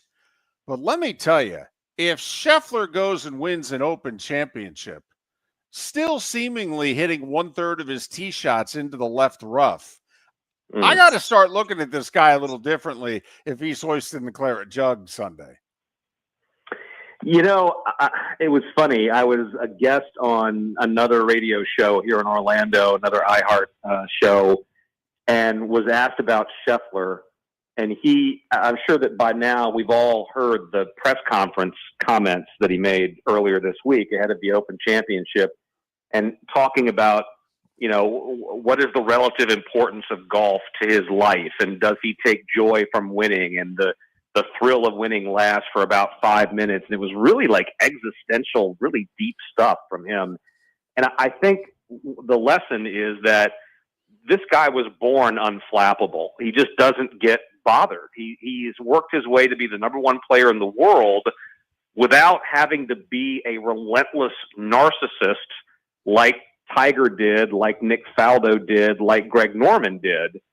And I don't think anybody would be surprised if he hoisted the claret jug at the end of the week. And then you really have to start, to your point, asking questions like, where does he fit, in the grand scheme of things in golf at his age, to have accomplished what he's accomplished, and seemingly by being a normal guy, which we're just not accustomed to in golf, right? It's just not, it's such an individual game. It is such a mental game that we're used to the best players in the world being somehow flawed, and he's seemingly not. I don't think anybody would be surprised at the end of the week if he ends up with the claret jug. You know, we were talking about this earlier this week, Whit. Scheffler at Augusta, his ability around the greens to get up and down and his chipping ability, to me, is unprecedented since Tiger to be able to chip that well. When you go to the British, the short game's a little different. What part of this tournament, whether it's Scheffler or anybody else, but what part of them switching to links, for those of us that play the game and try to figure out what they're doing over there, what's the hardest adjustment for these guys on the course versus the courses they're playing weekly on the PGA Tour? That's a great question, and he just talked about that in that same press conference. I was just listening to it this morning, as a matter of fact. He talks a lot about spin and about trajectory, keeping the ball low versus trying to play it up. You know, most PGA Tour players have been brought up with the idea that you hit it as far as you possibly can and as high as you possibly can, so it drops and stops. And with links golf, you don't necessarily have to do that, and in some cases that doesn't help. The links golf courses were designed to be played low, and he talked about it in his press conference that the grasses are a little bit different. In some cases, they're spongier, but in some cases, if the courses get dried out, they'll run. And I think what players have to adjust to is the bump and run, learning how to play it low, learning how to roll it up, learning how to adjust for the run out and where you can miss. That seems to be that was his answer anyway. Was exactly that, just trajectory and spin and knowing how to adjust and play some different shots as the golf course dictates. I may get really geeky here, but to me, the most of all the golfers and of all the records in this tournament, Nicklaus had, I believe it was a 16-year run where he finished, the worst finish in those 16 years was 6th. Yeah. Which means Jack was on the first page of the leaderboard for 16 consecutive opens. Yet when you think about it, he was a high ball hitter almost exclusively without a good short game for 90% of his career. Okay. And so, I mean, he is the total American golfer going across the pond to play all those courses. And yet, he, quote, only won 3 times, and 2 of them were at St. Andrews.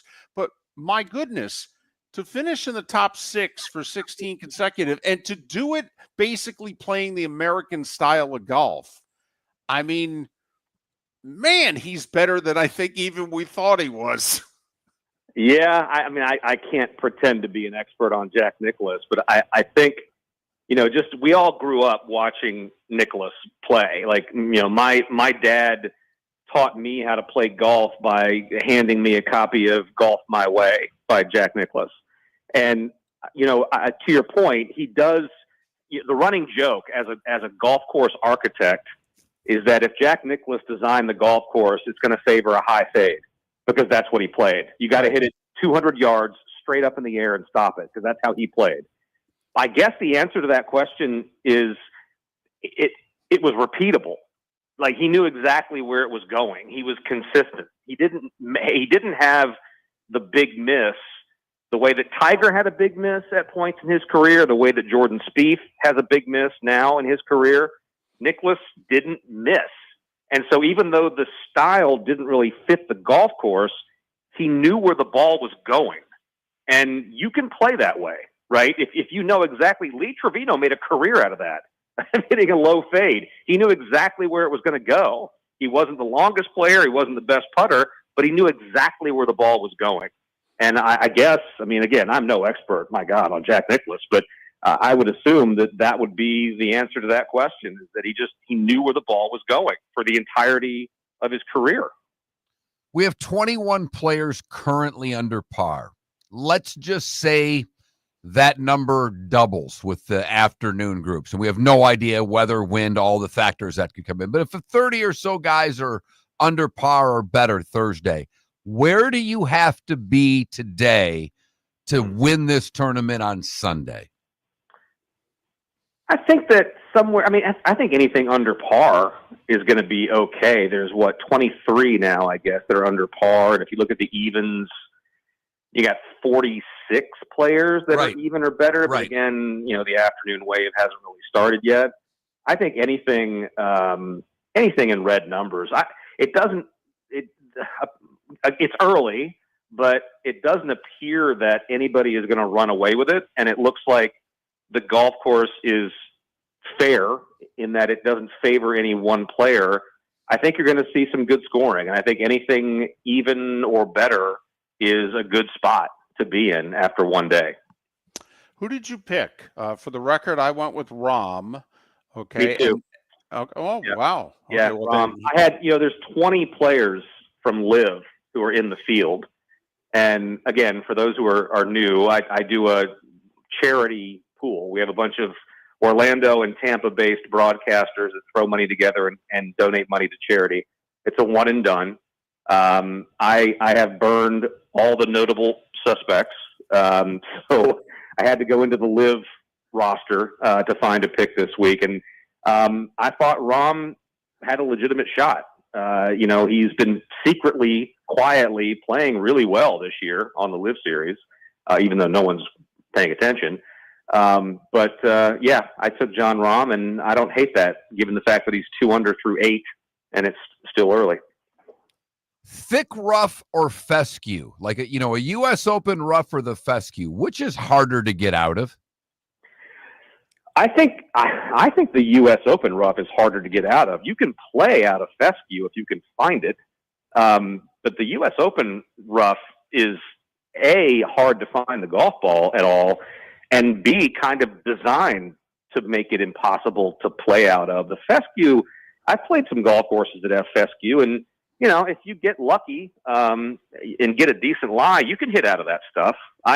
I prefer watching events where guys can make recovery shots. The U.S. Open is what it is. They've created this identity for themselves, and that's fine. I like seeing guys play recovery shots, which is why the Open is kind of fun to watch, because you're going to be in a bad spot, but you may have a chance to get out of it. And that, to me, is kind of a fun aspect of this major championship.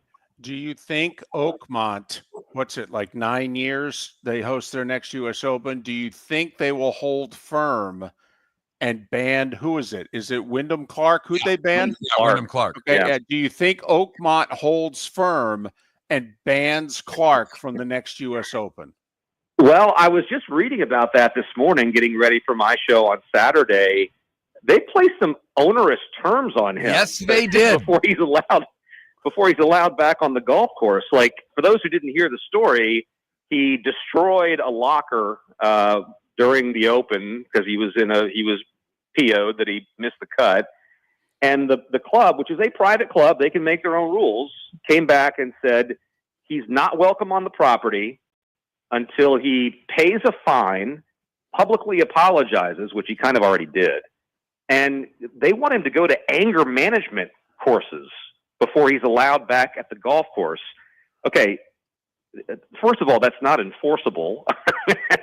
Unless you're going to file a lawsuit against the guy, I'm not sure what exactly they expect him to do, but they'll solve it. An agent will call and a manager will call, and maybe he goes and speaks privately to the membership. I don't think that he's got a lifetime ban from Oakmont, but that story was really weird. They just they brought the hammer down on him, and it was like several weeks after the tournament. Why now? Why is this a story now? But yeah, I think he'll be back at Oakmont. He's Wit Watson. His show is Making the Cut.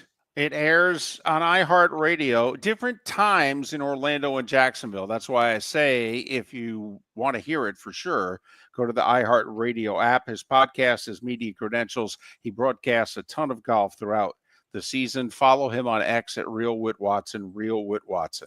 Wit, as always, appreciate your time. Enjoy the Open, and we'll talk soon. Yeah, to you as well. Talk to you soon.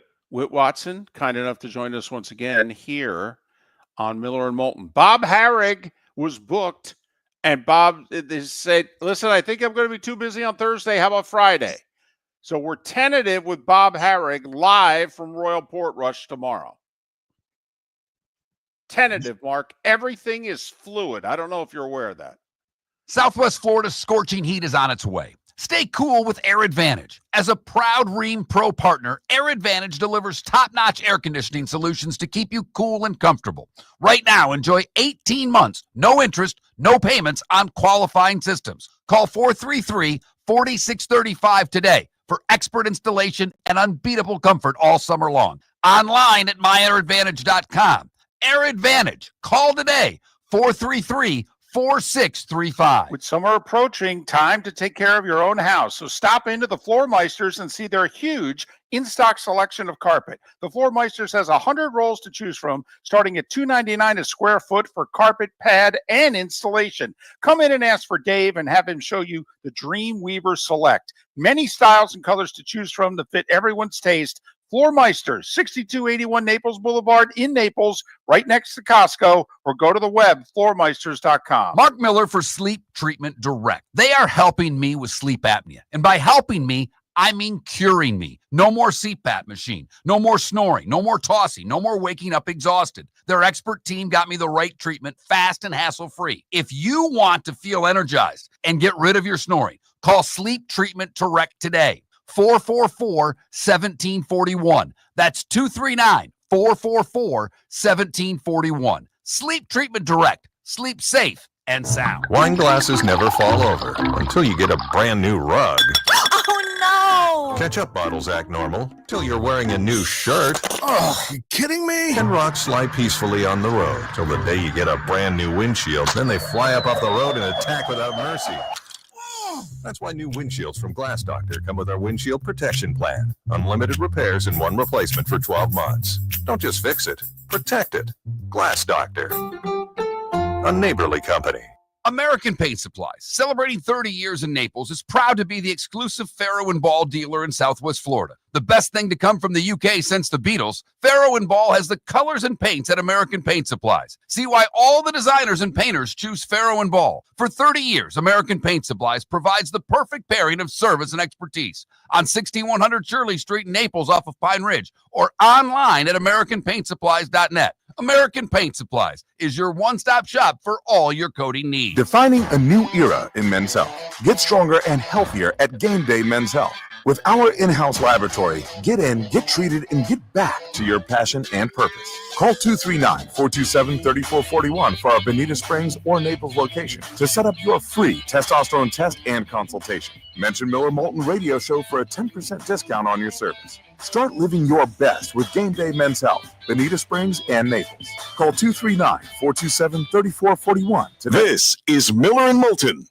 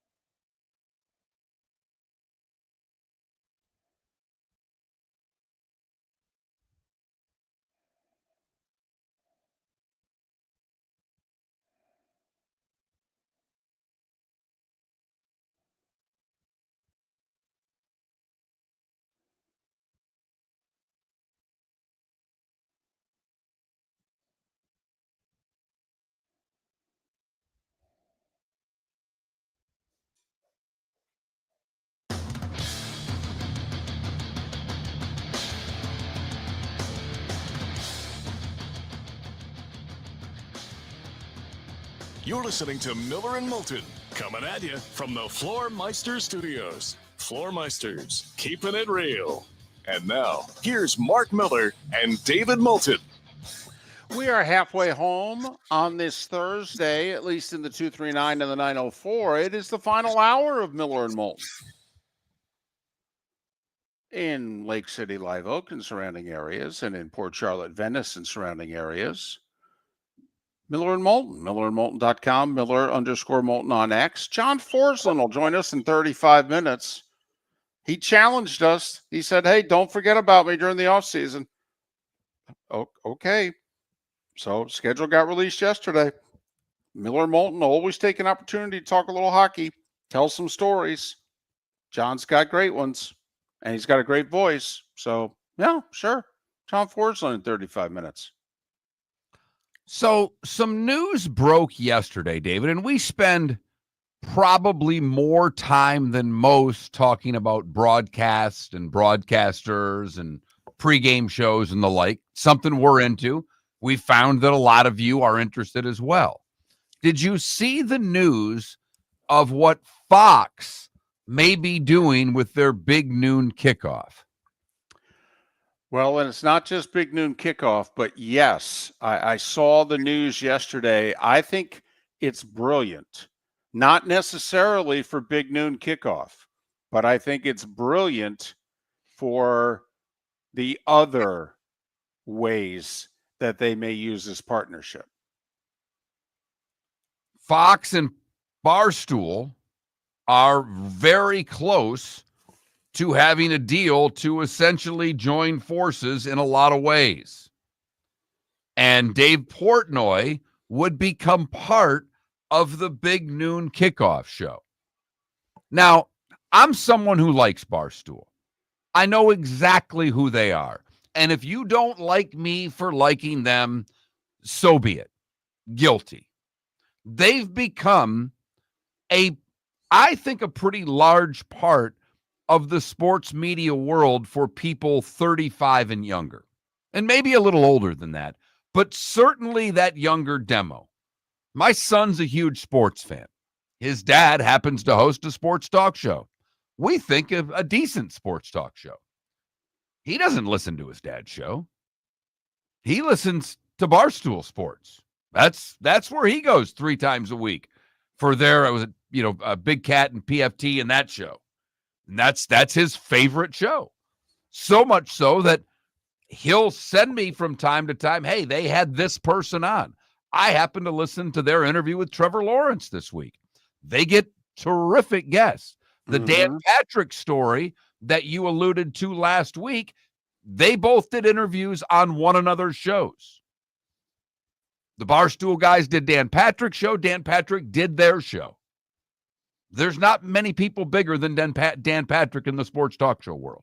There just aren't. And maybe not any better. But Portnoy, who's a smart guy, I mean, come on. What he's done with Barstool is unbelievable. Okay. So to review, he sells the company, right? Right. For hundreds of millions of dollars, right? Yes. And then buys it back for $1. Correct. Yeah, okay. Or is that just the betting service? But either way. No, that was Penn. When Penn bought Barstool, right. Then, basically there was a conflict of interest because of the way Barstool talks about gambling, and there were a lot of other things, and Penn wanted out. Now Penn's in with ESPN. Right. That's not working either, by the way. No, it's not. And Penn and ESPN could have a breakup in the very near future. So ESPN Bet is not doing a damn thing. No, it's a 1% of the market, I think. So Portnoy sells Barstool for closer to $1 billion, by the way, than zero, and then buys it back for $1. Now, here's the 2 things that I find most interesting about this. One is the big noon kickoff. Who is the dominant person on big noon kickoff? I would argue it's Urban. I would agree with you. Well, obviously, who's Urban in the tank for, Mark? Well, obviously, we know that's Ohio State. Who's Dave Portnoy in the tank for? His alma mater, the University of Michigan. So much so that I believe he sends them money to buy players. And brokered the deal to get Underwood to Michigan. He Right. didn't pay for it. The billionaire did, and the billionaire's wife and Portnoy got together. But don't kid yourself. Dave Portnoy brokered that deal. Yes, he did. So I would find that dynamic. I mean, after all, it's the big noon kickoff, and they're almost always leading into what? A Big Ten game. Okay. So if that, and Fox owns the Big Ten network, they're the majority owner, and they control the broadcasting in the Big Ten. So I find that dynamic interesting. Will the show work? Will it actually be better now that a Michigan homer can counteract the Ohio State homer? Or what if Penn State, Oregon, USC end up becoming really big deals again? And is there too much Ohio State, Michigan talk on the show? Blah, blah, blah. Well, that's the thing I wonder. And look, first off, Dave Portnoy's never going to hear this show. But even if some chance there was someone from Barstool that listens, I'm not ever going to say a bad word about him because he annihilates people that take him on. So, I mean, he destroys them. He's done it in all walks of life, and he's been really successful. And to David's point, Penn Sports or Penn Booking or whatever it is bought Barstool in total after two different buys for $551 million and sold it back to Portnoy for $1. Now, Penn has the right to 50% of any future proceeds from Barstool's sale. Okay. Sale. So they could get something back. Right. What I don't know is, like, I don't want to compare the two, but McAfee is obviously, the biggest new name in the sports media world in the last 5-8 years. Mm-hmm. McAfee knows a lot about a lot in the sports world. Portnoy knows a lot. I don't know outside of, when I've heard him and I watched their tailgate show when Michigan played at Michigan State. Just wanted to see him walk on stage, flip off all the Spartan fans, have them throw beer at him, and Portnoy stand there with his chest out like he does so well. I don't know how much college football Dave Portnoy knows outside of Michigan. That's the thing I'm most curious about. He does his day trader stuff. He does all sports. He's at every damn event there is. He's obviously a Boston sports guy. Is he going to be able to talk about things other than Michigan and Ohio State? Right. So that's the question I would have, because McAfee to me puts so much life into game day. Game day to me struggled to have any oomph to it. And McAfee brought that. A lot of you don't like him. I get it. Portnoy has that same rub you the wrong way style. Right. But his focus is so singular in college football. I don't know how much life he gives that show unless he can be not neutral, but informative about the other teams in some way, shape, or form, even if it's just making fun of them and doing it the right way. So that's the one dynamic that I'm interested in. Does Portnoy add a McAfee dynamic to Big Noon Kickoff, and he can counteract Urban, and it actually makes the show more entertaining, what have you? Okay. By the way, didn't they already have their Michigan guy in Woodson on the show? Well, and I'll be curious as to how much oxygen is left for everyone else on the show who's not the host or Urban or Portnoy. Okay, including Mark Ingram, etc. Now, here's the part that I think is brilliant. Apparently, it's important to the 4-letter network and the 3-letter network to have people watch them from 6 a.m. to noon. I mean, think about it. ESPN Get Up with Greeny and Stephen A. show. I mean, those guys combined are making $28 million. And that's their primary job, by the way. Their primary job is get up from 8 to 10, and then Stephen A is getting 20 million. And the glue, the base of that 20 million is that 10A to noon show. Okay. This to me is the part that interests me. Fox has been able to get no traction. Virtually no one to watch them before the Colin Cowherd show at noon. Cowherd's actually forged a little bit of an audience, 150, 200,000 regular viewers. Okay. Are they going to put some Barstool shows on Fox Sports 1 from 8A to noon? Because they just blew out their whole morning lineup and their late afternoon, early evening lineup. The only two shows they kept, they had 5 shows that ran between 7 a.m. and 7 p.m. They only kept 2 of them, Cowherd and the show that immediately follows it with Nick Wright. Don't ask me the name of the show. By the way, get a haircut. Is Barstool going to air before Cowherd or possibly be that show late afternoon? Well, and that you're the main show that Barstool has is Pardon My Take. That's with PFT and Big Cat. That's their big show. Okay. That's their big podcast. I think they do it 3 times a week. Would they try to get them to do 5 days a week? Would that go on FS1? Would those guys want to? I mean, because they would have to have the same freedom that McAfee has on ESPN. You listen to that show, and I have. They don't have a problem swearing a lot.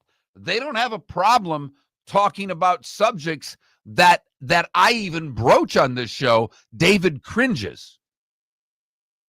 That's what they do. That's who they are. So I just think it's interesting going forward because You're right, David. The Portnoy thing is one part of it. But what they do on FS1 with Monday Barstool through Friday is another part of it. And we'll see how it all plays out. But to me, the Portnoy Urban Meyer dynamic on Big Noon Kickoff could be something worth watching. We'll find out in the fall.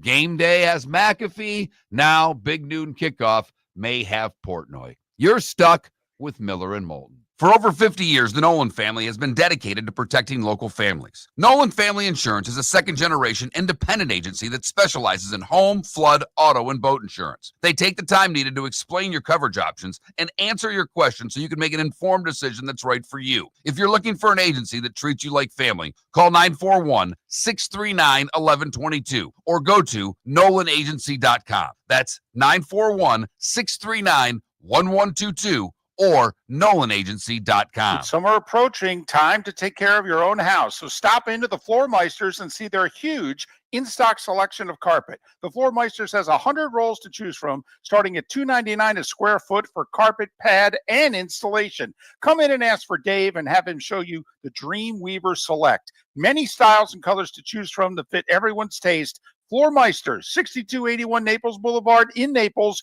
right next to Costco, or go to the web, floormeisters.com. American Paint Supplies, for nearly 30 years, is your one-stop shop for all your coating needs. If you are a designer, a contractor, a professional painter, or a weekend warrior, American Paint Supplies is the place where experts go to get expert solutions. At 6100 Shirley Street in Naples off of Pine Ridge, American Paint Supplies delivers the best solutions with the best products with the best support. Meet Gene and his team today at American Paint Supplies. Call 239-566-2700. That's 566-2700 or online at AmericanPaintSupplies.net. Whether you're chasing peak performance, reigniting intimacy, or simply want to feel your best, Game Day Men's Health creates customized game plans to optimize your health. Call 239-427-3441 for our Bonita Springs and Naples location to set up your free testosterone test and consultation. Mention Miller Moulton Radio Show for 10% off your service.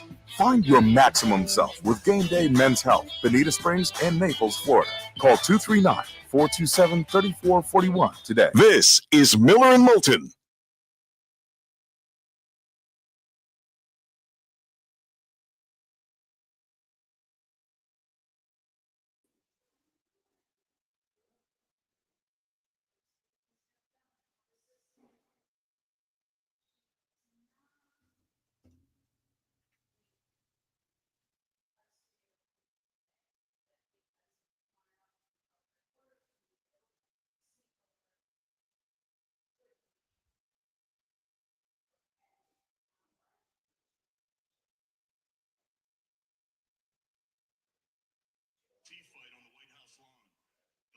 staged a fight in D.C., Mike Pence almost died.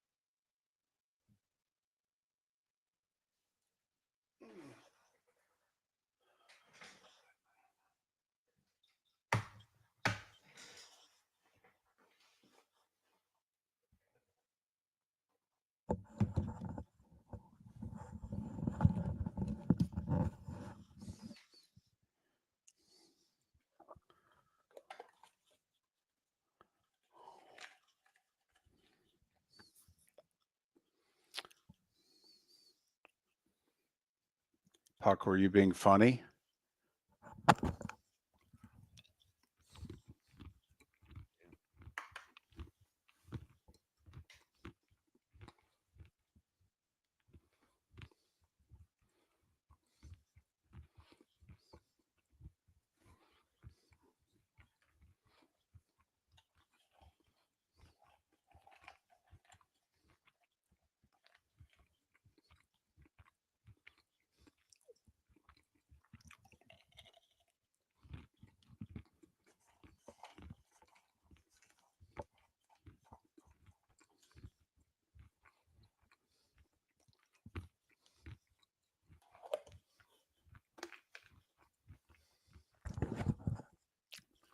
She hasn't been on the show in about 3 years, but yes.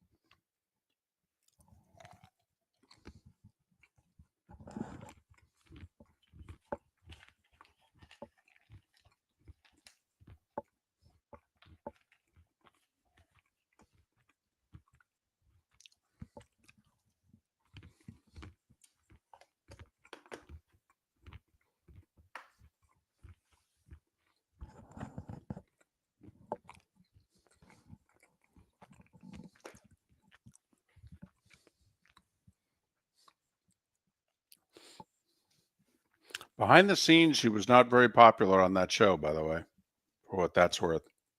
They were not unhappy to see her go.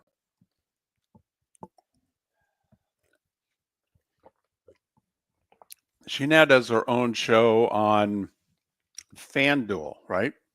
I think that's where it is. I don't know. Well, yes. I don't watch. I don't care. Yeah, I don't. Samson's She DraftKings. gets very good guests. Yes. I mean, whoever her booking agent is, and obviously I liked her on air. I think she's got a fun personality. People like doing interviews with her. Mm-hmm. Her chemistry with Shams is so good, people were convinced they were dating.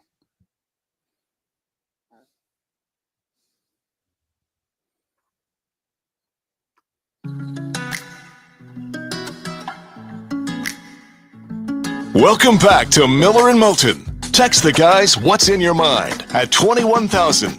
That's 21000. And now, here's David Moulton. 21 minutes past the hour. John Forslund to join us on the American Paint Supplies hotline coming up in about 15 minutes' time. We'll talk Gators at the top of the bonus hour. Yesterday was when they were one of the 4 teams featured at SEC Media Days. Getting ready. 6 weeks today, we start playing college football for real. Sorry, there's only 4 games on that week 0 Saturday. I can't count that. And none of them are worth a damn. There's like one Big 12 game, I think, overseas, and it just no. Sorry, not going to do it. It's So, not preseason football, but it's not much better. let me ask you this, by the way, just Mark Miller, sports fan, not Mark Miller, co-host of a radio show. If college football is forced to turn week 0 into week 1, because, and we've, talked about it a lot about the scheduling. We talked about it years in advance, by the way, the scheduling problem that college football was going to have in December and January. And the NFL has only made it worse from when we started talking about it.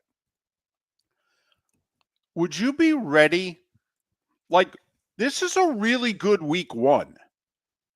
I mean, we have really good week 1 games. Texas, Ohio State, Notre Dame, Miami, Florida State, Alabama. Don't know how good of a game it is, but obviously there's marquee programs playing each other. And there's 3 or 4 others. We got a lot of meat on the bone.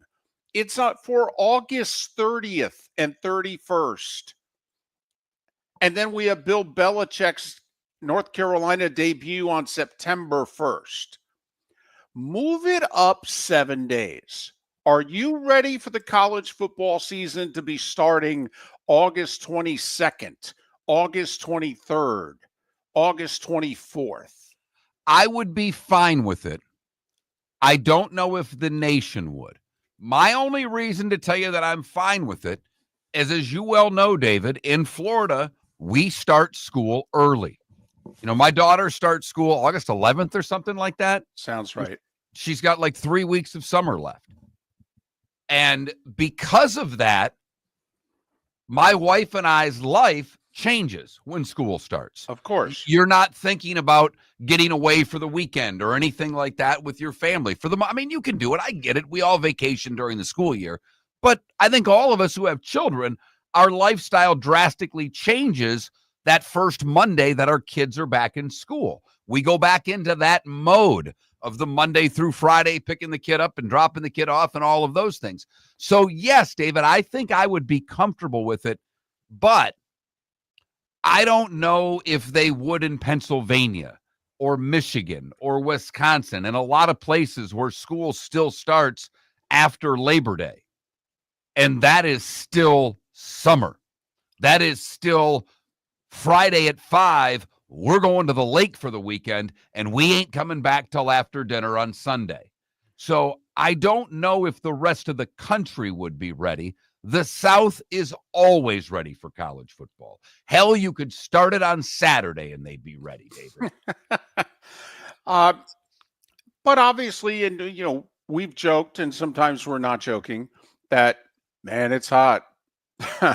You've said, I ain't going to a college or pro football game in Florida in the month of September. No way, because none of them are indoors in a dome with AC. So no chance. I don't care how good the game is. I ain't going. So it's funny you say that.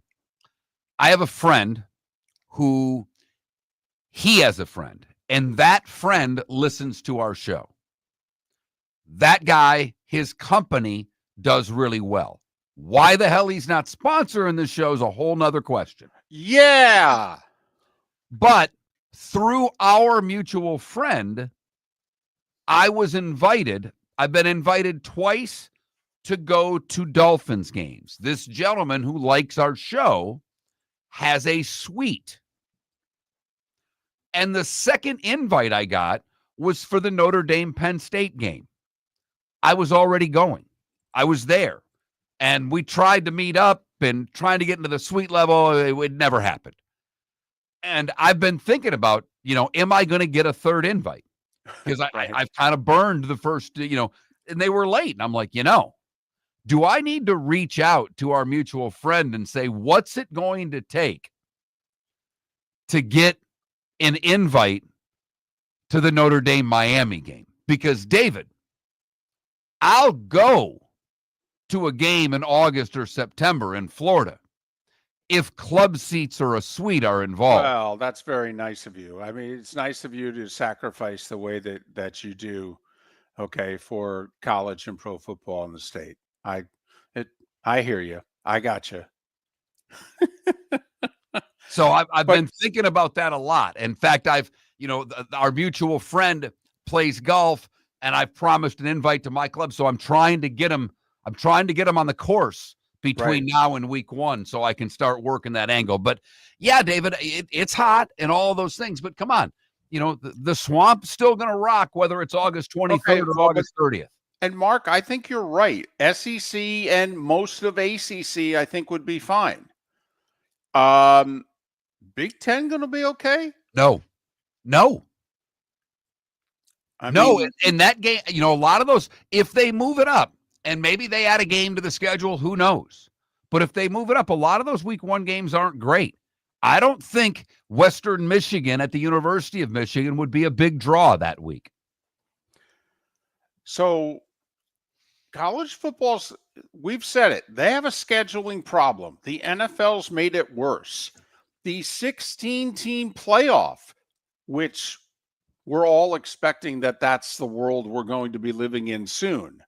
Okay, that's going to make it more problematic. And they may have to start this sucker a week earlier. Either that or, and I was talking about this with a buddy of mine on his show yesterday, how much longer are these conference championship games going to make it? We're really good as sports fans of letting leagues know that if you have games of consequence, we're all in. For any sport. Any sport. You look at the World Cup numbers in this country. Yep. For nations not close being named to the United States. If it matters, we watch. But what's going to be the meaning to the SEC and Big Ten championship games? Seriously, I'm not being a jerk. Somebody tell me. All right. And I've been lucky enough to work both. Last year, I thought the Big Ten lucked out.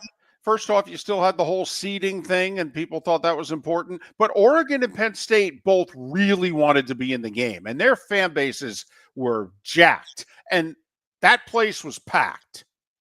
And we all know Atlanta, okay, SEC, all to get to Atlanta. Listen, that Georgia-Texas game was compelling, very. It didn't have the same intensity of games years past. We all kind of looked at one another and said, okay, they're playing for seeding, but, this ain't what Georgia the year before was undefeated, number 1 of the country, and was playing to make the playoff. This game had juice. Okay, tell me going forward when the Big Ten and the SEC are going to be getting 3, 4, or more bids. The SEC championship game? Who cares? Exactly. They both have home playoff games coming up. Both teams in the Big Ten are getting in. Who cares? You know which championship game is going to matter more than any going forward? The Big 12. Yeah, there you go. ACC title game will have meaning, but boy, will the Big 12 title game have meaning. And it'll have meaning for the loser, too. Because are they good enough? Did they perform well enough? Wasn't that the discussion? SMU. If they didn't have that big fourth quarter rally against Clemson, does SMU? They're out. I'm convinced they're out and Alabama's in. I'm convinced of it. So just kind of curious. That college football at the beginning and end right now, they're not quite sure what to do and what's going to work. And just wanted to throw that out to you for you to chew on. Miller and Moulton. John Forslund, talk a little hockey when we come back. We'll keep you updated on the Open Championship. It's what we do. We're Miller and Moulton. Honey, you want to come out? I haven't seen you since Glass Doctor installed our custom shower enclosure. No thanks. Well, you can't keep eating breakfast in the shower, and laminating your magazines is getting expensive. You remember we have guests coming over tonight, right? Oh, I'm sure they'd love to see the shower. It's our neighbors, and I highly doubt they want to be hanging out in our bathroom. The shower's so good, you'll never want to leave. Visit glassdoctor.com today and schedule an appointment online. Mark Miller for Sleep Treatment Direct. They are helping me with sleep apnea. And by helping me, I mean curing me. No more CPAP machine. No more snoring. No more tossing. No more waking up exhausted. Their expert team got me the right treatment, fast and hassle-free. If you want to feel energized and get rid of your snoring, call Sleep Treatment Direct today.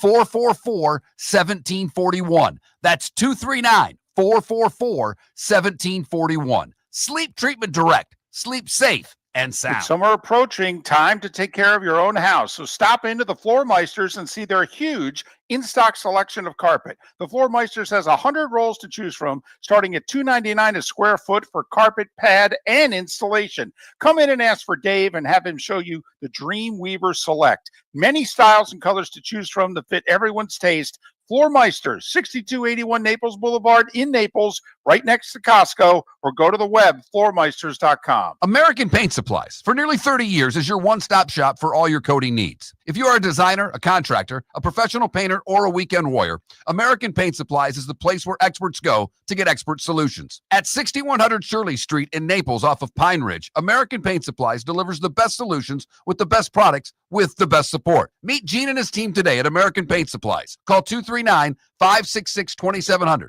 That's 566-2700 or online at AmericanPaintSupplies.net. This is Miller and Moulton.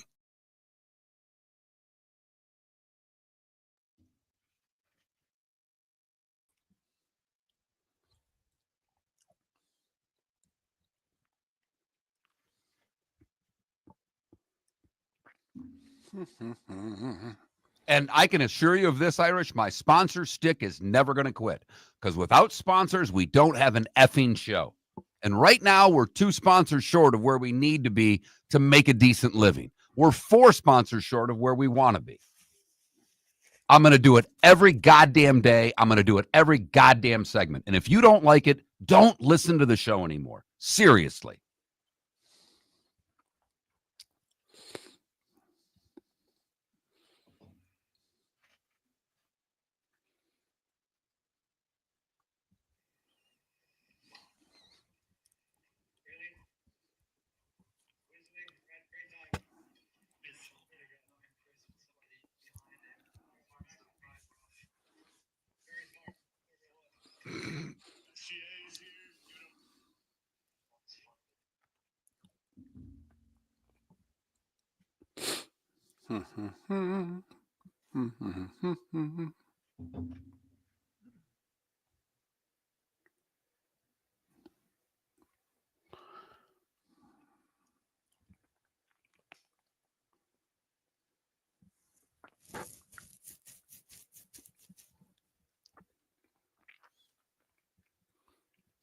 David, are the press boxes you work in air conditioned? Someone's asking. Some are, right? Or do you leave the windows open at all?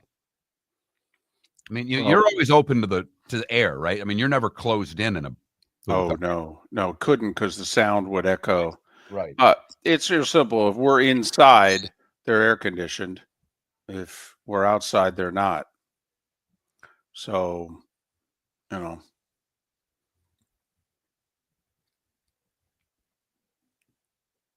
Someone asked. Yeah.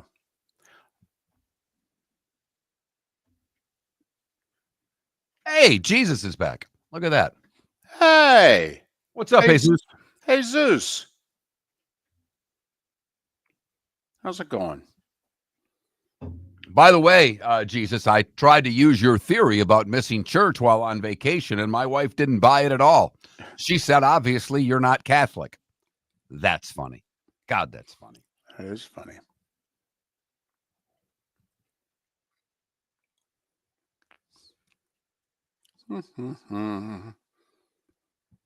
Thank you, Adam. Very nice of you. Very much. Really appreciate it. See, that Cheer 500, Adam just gave us money, for those of you wondering. That's what that is. He just gave us cash. He's I know some of you subscribe to Twitch, and that's great. If you're on YouTube, I would love you to hit the subscription button. But Adam's the only one that regularly gives to the show. Every day for a while he did. $1 here, $1 there. Thank you, Adam. If I could, I would, Michael. And I've thought about it, but I've made a determination that I'm not going to block anybody. They can do what they want. They can say what they want, however stupid they may look. Yeah, we've never, Michael, when we took calls, we never banned callers. We never banned texters or anyone in the chat room. Somebody whistled in Rom's backswing, and he blew his driveway right, and Rom was not happy. I don't blame him.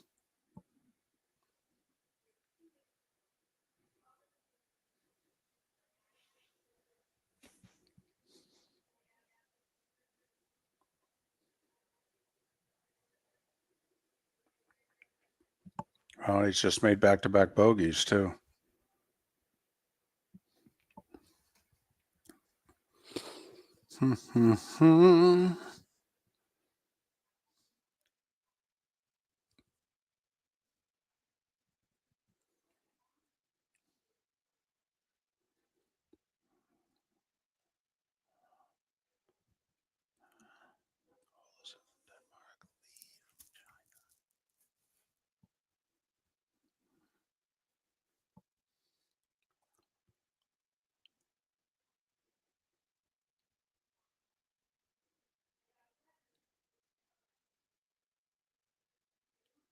For the record, David, John is in Maine. I think that's where he spends his summers. Cool.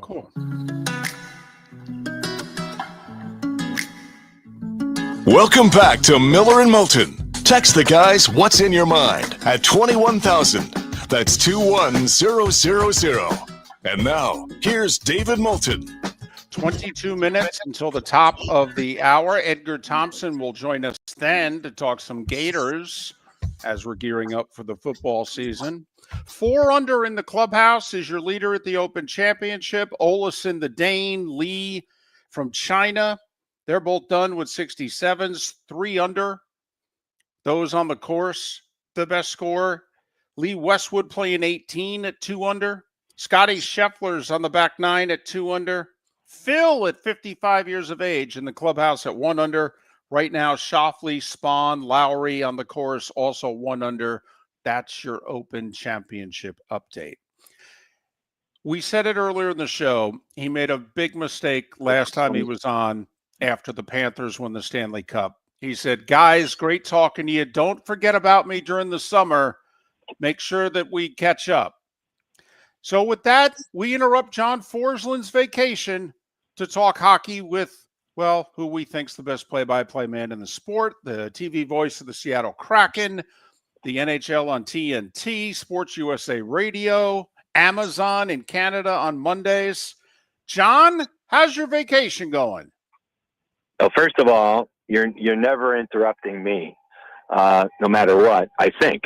But summer is wonderful, guys, and schedule for the league came out yesterday, but there's still considerable time left in the summer, and we savor every minute of it in this business.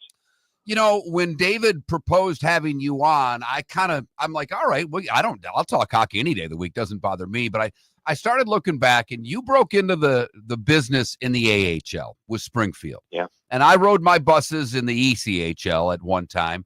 But from going to the A to your early days in the NHL, obviously the league is very different now than it was then. And I remember riding those buses. I'm sure you did in Springfield. You kind of sat next to the coach. I was the guy that had to work the remote control. After a game, because I was the TV guy, the coach put me in charge of the VCR. A lot of fun having to watch the same play 17 times in a row and then having to call Colin Ward from the back of the bus so the coach could watch it an 18th and explain to him what he did wrong. But I had a special relationship with a lot of those coaches, as I know you did. How different is it from the AHL in your early NHL days with how you traveled, how much time you spent with coaches and front office people to now when the travel's on chartered planes and maybe you don't see and spend time with the coaches the way you once did? How different is it? Oh, it's completely different, Mark. And it's a really good question. And I did have great relationships with coaches in my minor league days. And the last coach I worked with, Jimmy Roberts, the late Jimmy Roberts, was instrumental in helping me learn about the game, how it's really played systematically, what he was trying to get through with his players. But he became a second father to me at a time in my life when I think I I needed it. He was instrumental in helping me get my first opportunity in the National Hockey League with Hartford. So those days are precious. And to answer your question, it's way different today than it was then. Generationally, things always do change. But in terms of how we relate to coaches, sure, we interact with coaches today at the National Hockey League level, but it's on a different level than even in the 90s and the early 2000s at the NHL level, when coaches almost needed us for information, and they needed us to learn about the other teams and line combinations and things like that. Today, they don't need us. The fans don't need us really either. They can access all kinds of information, to help them stay close to the game in terms of stats and bios of players and things of that nature. So that's changed a lot. And obviously, the teams travel way differently. Everything's private. At the team level, everything's done, in these beautiful jets, and no team is different than another. And early in my career in the NHL, certain markets and certain teams would travel differently, and team players would sign with those teams based on how they traveled. But today it's pretty much 100% across the board the way everybody travels. The 5-star hotels are collectively bargained into the CBA. The practice facilities are gold standard. All of these things are just at a totally different level than it used to be. Are the guys still the same though? No. The guys are different. The players, I love the players today. I will tell you that I think this generation that we're getting now is very interesting. I have kids that are the same age, so I can relate to this. They are inquisitive. They want to know information. They don't just get in line and do what the coaches say all the time. Sometimes to a fault. They're a little dour. I think it's just, again, the way some young people are today. They're very wrapped up in their careers. They've all gone through the travel hockey, travel baseball, travel basketball thing that leads them to junior hockey in our sport or college hockey. And by the time they get to the NHL, based on parental situations on the way up, coaches they've had on the way up, or just their own personal pressure they put on themselves, they're not having as much fun at times as they did back in the day. That's my observation. But they're finely tuned. They're well conditioned. They know about nutrition. They know about a lot of things that the older guys didn't just know about. It was just a different time. And how it relates to people in the media, I will say that I think the kids today are just a little bit more standoffish because they can't trust everybody. Once they get to know you, they're great. But back in the day, when you met a hockey player, he'd stick out his hand, shake your hand, and say, "Great to meet you." And it was, they were very much, people friendly back in those days. And in today's world, I think it's just a little bit more standoffish at the beginning, and then it gets to a better place. They all make curfew now too. They don't live the way they did from a generation video ago. games. That's why. Right. Some of them never leave the hotel room. Exactly. So did you ever have a moment, whether it was in the A or in the early NHL, where you had to not necessarily bail out a player, but you may have caught a player after curfew? You may have been out having a drink with the player. Did you ever have a story in which the next morning, if coach said something to you, you couldn't really say what you saw the night before? Well, unfortunately, I was connected to the Whalers back in 1993, I believe it was, when we had an incident with 6 of our players in Buffalo at Jim Kelly's nightclub, which, as you know, in Buffalo, the curfew, the bars shut down, very like 3, 4 in the morning.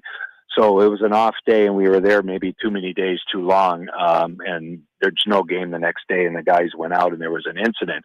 And I was running the team services at the time in addition to my broadcasting, which wasn't unusual back in those days where jobs would overlap. So I handled all the team travel, so I was the contact. So I got the call from the police station, and one of the players that said, "Hey, we're in jail." And so anyway, we had to deal with that as an organization. That was not a good time. There were many times that you were out with the guys, and yes, those situations did happen. But this one here became public. There were some players that were high profile that were involved in that. That was a learning experience for me at a young age on how to handle all of that and handle the PR aspect of what was a disaster. And really, they were victims of circumstance. They did nothing wrong. They were in the wrong place at the wrong time. People knew they were pro athletes, but they knew they were wrong in terms of being there and just being in a spot where something could happen. That's basically the violation they were guilty of. And everything was okay. It all worked out. Many of these guys went on, and a couple of the players went on to Hall of Fame careers that were involved in that. But that was one of those nights that I was there. I was with them. I had left. They stayed a long time. And then I got the phone call, say 5:30 a.m. or so. And then my world kind of changed. John Forslund, NHL on TNT, the TV voice of the Seattle Kraken, Sports USA Radio, Amazon. Follow him on X at John Forslund. Hey, you're from the Northeast. You worked for Hartford, which became Raleigh. You've been national broadcaster, obviously, for a long time. So you've done a lot of traveling. But now your local team, if you will, is Seattle. I'm just curious, how much different is life in the Western Conference from a travel standpoint versus life in the Eastern Conference? Oh, it's night and day. I mean, the Western Conference, Seattle's closest geographic rival outside of Vancouver, which is, a 28-minute flight. But outside of Vancouver, you're talking about Denver, San Jose, Edmonton, Calgary. They're all 2-hour flights at least. And then everything else is major. If you're in the Eastern Conference, first of all, if you're in New York and you can take a cab to your road games, that's pretty easy. But if you're even in Raleigh, where I was for almost 25 years, that travel is a piece of cake. You're not going on extended road trips that often. You might have one or two where you have to go to the western part of North America during the season, but you don't have it on a repetitive basis. Seattle's schedule matrix has them play these long homestands. They have 3 6-game homestands this year, and I believe 3 or 4 4+ game road trips. So you're gone for 2 weeks, and you have to be a team that's systematic defensively to have success, or just be that good to be successful, because the travel will wear teams in the West down. They try to become bigger teams than maybe some of the teams in the East. The East has more slick players with skill and so on, and at least that's the prototype. Florida has pushed the envelope because they can do it all, and it shows. But the Panthers have tough sledding too in terms of travel. Florida and Tampa Bay, both, given the division they're in, have tough travel. The difference being in the West, the only positive is time zone change on the way back. You gain time. So, when you're in the East and you're Florida and you're going to Montreal for a road game, you're not changing time zones. So when you get home, you're getting home from that trip at 4, 5 in the morning. If they elect to travel on the right after the game, most of these teams will sleep now, because studies have shown that they should sleep after games and travel the next day. But that blows away the whole next day, and they can't practice. In the West, you get a benefit of going back home and gaining some time, and your body clock adjusts. So I really enjoy that aspect of it. And selfishly, from a prep standpoint, for where I sit when the games start at 4 in the afternoon when I'm off, and I can watch hockey till about 10, I don't have to stay up too late, and I've covered the whole league. That's a good thing, being out West. No doubt. When you look at the coverage of the Stanley Cup, and I'm not trying to be critical here, but obviously the TNT crew, a lot of them were rooting for Toronto and then rooting for Edmonton. Did they do the Panthers a disservice? And did the league then do the Panthers a disservice by putting their first game at 5 o'clock? They're the back-to-back champs. Seems like they deserve prime time, and the league doesn't want to give it to them. I don't understand the 5 o'clock thing on opening night. I really don't. I don't know how you have a banner raising for your league, a back-to-back champion, a team that's been there, 3 times now, and won it twice, and you're going to have them play at 5 East and start your triple header off. I think that is a mistake. That game should be in prime time. There's no question. They should try and put a rematch together. Edmonton should be playing Florida night number 1. You should make that work.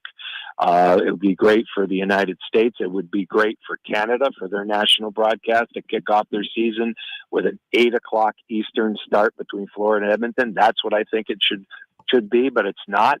As far as the bias of the playoffs, I think a lot of that on TNT, is Paul Bissonnette and his love of the Maple Leafs as a young boy, and they kind of played that off and, took it to another level. But I do think that the Panthers, and by and large, we went through this in Raleigh too. When you're in these markets, this is something the National Hockey League has never come off of for whatever reason. And it's really a sensitive issue if you're a fan of these teams or if you live in those markets. There always seems to be original six bias, and then original six extends to other places that are, not the original teams of the league, but close. And I have never understood why we still have that. So much time has passed, and there's success in Dallas and Florida and Vegas and Carolina. Life has changed, so the league should change with it too. And I'm with you on that. I don't understand it. John, as always, thanks for your time and your insight. We love the stories. Enjoy the rest of your summer. We will try not to bother you. So don't say what you normally say when you say goodbye right now, okay? Draw a hard line. Say you don't want to talk to us. I'm not drawing a hard line. I'll be available in August. Yeah, something will happen. So you can, and if you don't want, no offense, and I'll be ready in September or October, November, whatever. All right. When I recognize the number, I'm ready to go here. Okay. Thanks, John. We how much we appreciate it. All the best to you and your family, John. You too. John Forslund. Follow him on X at John Forslund, Forslund. I was hoping he'd draw the line at Labor Day. He'd say, guys, come on now. I'm in the Northeast. My summer goes till Labor Day weekend. Give me my summer. He's in Maine. He's going to have a lobster roll for lunch. He's got not a worry in the world right now. That's awesome. Absolutely. John Forslund joined us on the American Paint Supplies hotline. We will talk the Gators next on Miller and Moulton. Southwest Florida's scorching heat is on its way. Stay cool with Air Advantage. As a proud Ream Pro partner, Air Advantage delivers top-notch air conditioning solutions to keep you cool and comfortable. Right now, enjoy 18 months, no interest, no payments on qualifying systems. Call 433-4635 today for expert installation and unbeatable comfort all summer long. Online at myairadvantage.com. Air Advantage. Call today, 433-4635. Defining a new era in men's health. Get stronger and healthier at Game Day Men's Health. With our in-house laboratory, get in, get treated, and get back to your passion and purpose. Call 239-427-3441 for our Bonita Springs or Naples location to set up your free testosterone test and consultation. Mention Miller Moulton Radio Show for a 10% discount on your service. Start living your best with Game Day Men's Health, Bonita Springs and Naples. Call 239-427-3441 today. American Paint Supplies, for nearly 30 years, is your one-stop shop for all your coating needs. If you are a designer, a contractor, a professional painter, or a weekend warrior, American Paint Supplies is the place where experts go to get expert solutions. At 6100 Shirley Street in Naples off of Pine Ridge, American Paint Supplies delivers the best solutions with the best products with the best support. Meet Gene and his team today at American Paint Supplies. Call 239-566-2700. That's 566-2700 or online at AmericanPaintSupplies.net. Summer approaching, time to take care of your own house. So stop into the Floor Meisters and see their huge in-stock selection of carpet. The Floor Meisters has 100 rolls to choose from, starting at $2.99 a square foot for carpet, pad, and installation. Come in and ask for Dave and have him show you the Dream Weaver Select. Many styles and colors to choose from that fit everyone's taste. Floor Meisters, 6281 Naples Boulevard in Naples, right next to Costco, or go to the web, floormeisters.com. For over 50 years, the Nolan family has been dedicated to protecting local families. Nolan Family Insurance is a second-generation independent agency that specializes in home, flood, auto, and boat insurance. They take the time needed to explain your coverage options and answer your questions so you can make an informed decision that's right for you. If you're looking for an agency that treats you like family, call 941-639-1122 or go to NolanAgency.com. That's 941-639-1122 or NolanAgency.com. Miller and Moulton would like to thank the sponsors that, quite frankly, saved the show in 2024. Whether it was Floor Meisters, American Paint Supplies, Glass Doctor, Molly Maid, Cigar Bar, Sleep Treatment Direct, the Diamond District, and even the Cape Coral Police Department, thank you. We're hopeful of a great 2025, still needing sponsors, so reach out to Miller and Moulton via X at that Mark Miller or the David Moulton, or text us at 21,000. But Miller and Moulton says thank you to our sponsors and to you, our loyal listeners. This is Miller and Moulton.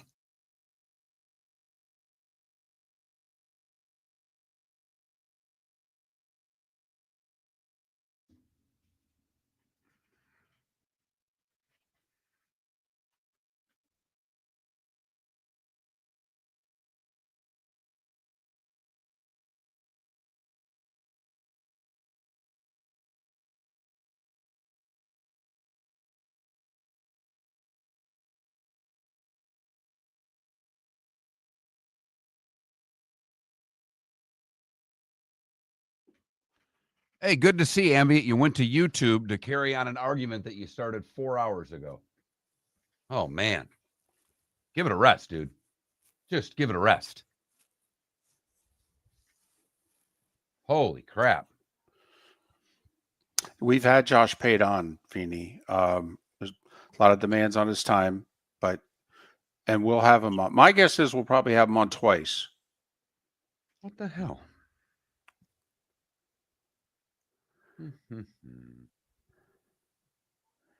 Yeah, Johnny, Matt has hardly ever done sports radio.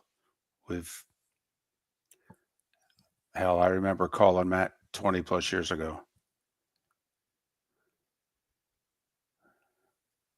Appreciate the, suggestion though.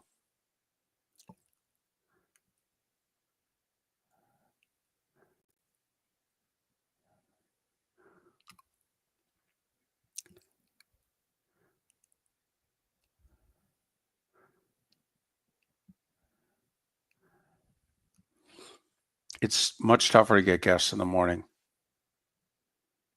Much.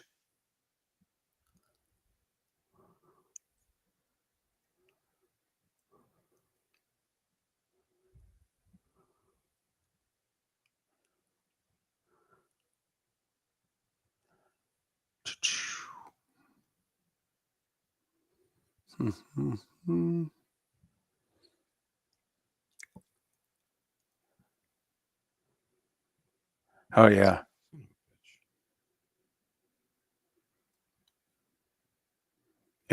That's why when Sean Salisbury does our show, it's remarkable. He's doing a 6 a.m. show in Houston. So when he's talking to us, it's like 5:30-ish his time. So.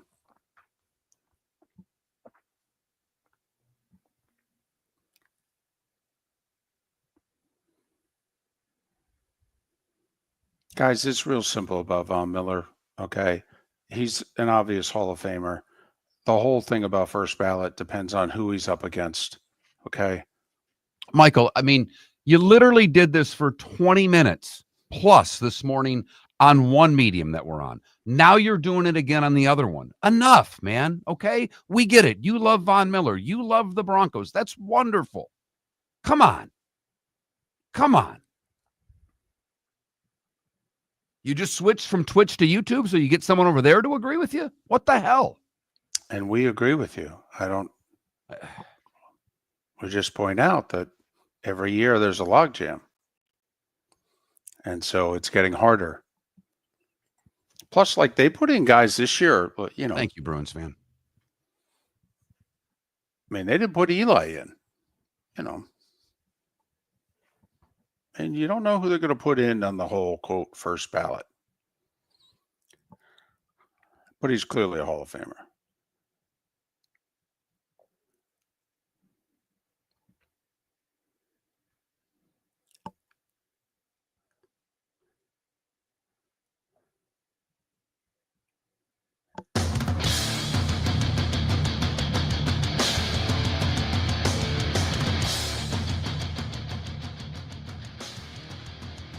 You're listening to Miller and Moulton, coming at you from the Floor Meister Studios. Floormeisters, keeping it real. And now, here's Mark Miller and David Moulton. It is the bonus hour of Miller and Moulton on this Thursday, final day of SEC Media Days. Gators had their moment in the sun yesterday. Edgar Thompson was there. He covers the Gators for the Orlando Sentinel. You can follow Edgar on X at OS Gators. Edgar, it's David and Mark. We hope you've been well. How are you? Hey, David. How you doing, man? I'm doing great, man. I was up in a lot of driving, but other than that, no worse for the wear. Well, obviously, this is a big year for Napier, a big year for the Gators, and a lot of it's going to fall on the arms, shoulders, legs of the quarterback. How's DJ Lagway heading into this season? All indications are 100%. Do you buy that? Hamstring, groin, everything else. Right. Yeah, I have no reason not to think he's made tremendous progress from a pretty, he's pretty banged up. I mean, he was injured. He even kind of referenced last night. I wrote a story on it today or yesterday for today, but he even kind of said, even going into Miami, he kind of hinted that he wasn't even feeling great then. And I think Billy, if I do recall, there might have been some shoulder mention or something back then. I can't quite remember it all because it all blends together at times, David. But so I think that his shoulder might have been kind of ailing him a little bit during the season, and then it kind of started flaring up again. And we've heard it's kind of an impingement situation. So anybody who has had that, which I have multiple times myself, I got a bad right shoulder myself, even though I'm a left-hander. But it can, it just limits you at times, but it comes and goes, and you PT it. And, I'm not throwing a football 60 yards, but the point being, he can probably manage and mitigate it. And that seems to be what he's doing currently. Now, the other issue was that hamstring that knocked him out of the Georgia game, which might have led to some subsequent groin problems potentially, because all that stuff's so connected in there, right? And there was rumors of a core surgery even, which would have just been some like a hernia or something. And he didn't go there and didn't really discuss that, but he says nothing has been done to his shoulder. So it's consumed Gator Nation, the whole topic of DJ Lagway's health, and rightly so, because he is kind of the leader of this team, and he's a transcendent player. I mean, he is a remarkably gifted thrower of the football, and he seems to have the mentality, the leadership, the demeanor. I mean, he's incredibly composed. The young man doesn't even turn 20 till next month. So, and he's got it all, and he's got an incredible future. But as you said, the Gators' future hinges on, what he can and can't do this year. I mean, he said last year he had first time he'd never rushed for a touchdown since in his whole life in a season. And he said he's ready to go because his legs are ready, and he thinks he's going to bring a little bit of dual threat to the team that we didn't really see a whole lot of last year. I will say last thing, if you recall the Kentucky game, you may or may not remember, but the first play of that game was like a 13, 11-yard run around the right end, and he showed a little bit of speed there, and it really got Kentucky's defense on its heels immediately, and that was really the most explosive game Florida had on offense all year. So if he can bring that kind of dual threat and even the threat, as I say, that word threat, it's going to really open things up potentially for the Gators. Edgar Thompson covers the Gators for the Orlando Sentinel. Follow him on X at OS Gators. Edgar, we got about 8 minutes, so let's try to cover some ground here. Let's talk the rest of the roster, okay? Mm-hmm. Is this roster now back up to kind of where McElwain at least had it? I mean, is this roster now, hey, it may be inexperienced in spots, but they don't have a lot of excuses because they have talent. Well, in fairness, Dan Mullen's 2020 roster was pretty elite. Yes, this team does not have the defensive star power of maybe a couple of those Muschamp teams and the early McElwain teams, which were really Muschamp teams, right? But because they were leftovers as secondaries and whatnot, linebacking cores. But I don't know that they have quite the NFL draft picks littering that defense, at least in the secondary. But this is the best roster Billy's had, and it's the best roster they've had probably since that 2020 team. It's got depth. He's talking yesterday about like, yeah, we need a third tight end. Yeah, we could use a fourth, a fourth cornerback, fourth safety. So they're talking depth now. And when you get that kind of too deep, that's when you really have something going, because you can keep guys fresh. You can overcome injuries.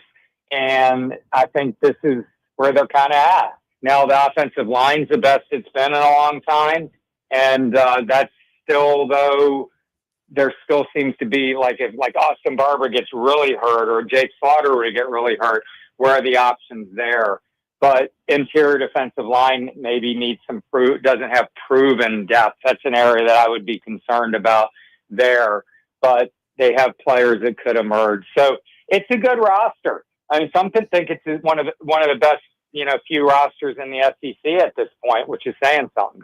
Well, you're right. I don't think there's many teams in the country when it looks at depth at offensive line that aren't going to be question marks, because if you have depth, those guys left in the portal for the most part. So it's tough to have depth at that position. But they did lose their top two receivers, 81 catches, I think, between the two of them. So you talked about Lagway and his arm and how well he throws the ball. Who's he throwing it to?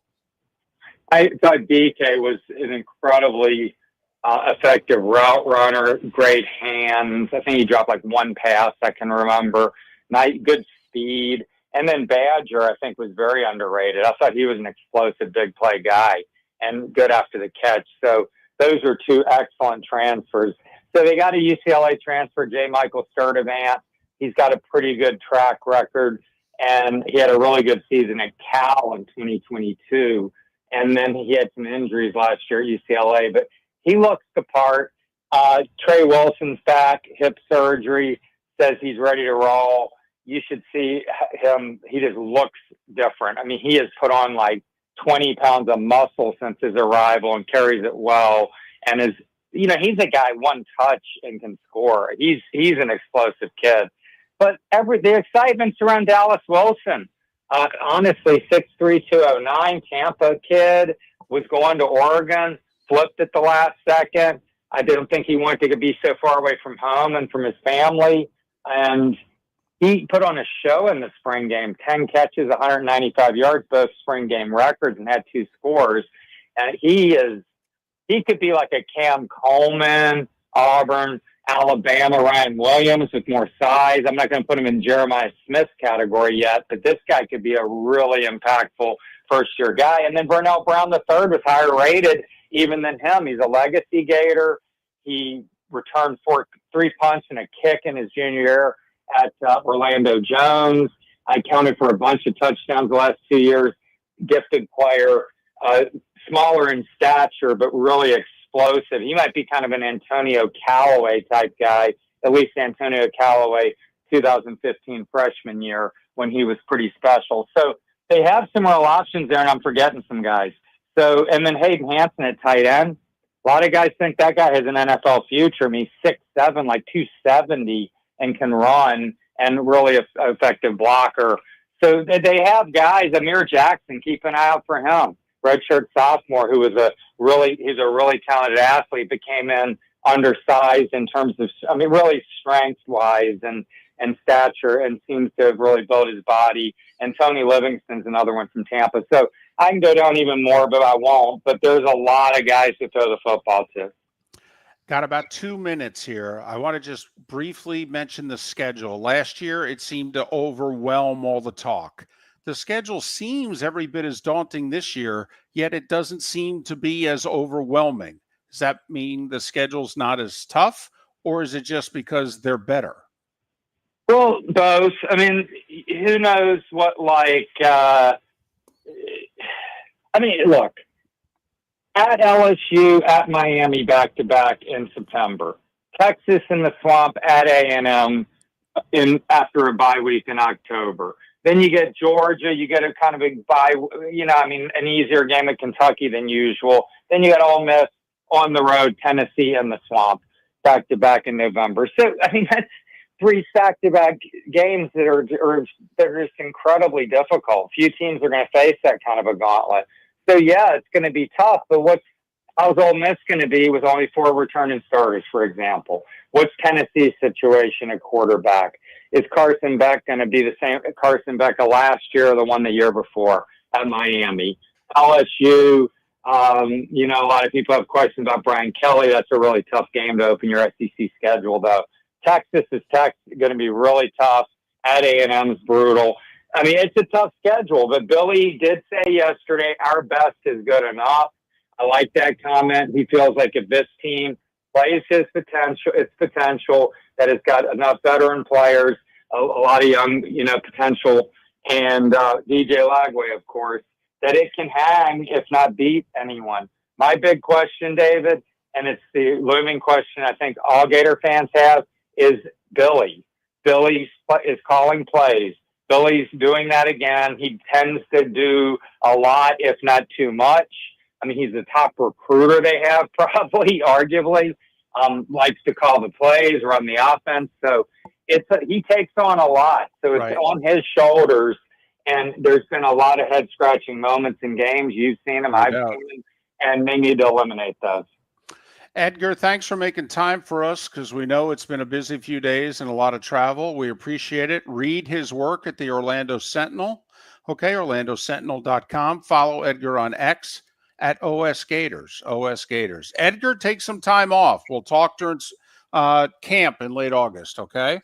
I'm actually sitting down to write a Billy Napier story, but thank you. I'll talk to you soon. I might see you on Buddy Martin. Thanks. Edgar Thompson of the Orlando Sentinel, kind enough to join us once again here on Miller and Moulton. It is the back-to-backs early are tough. The Canes and LSU, Texas and Texas A&M.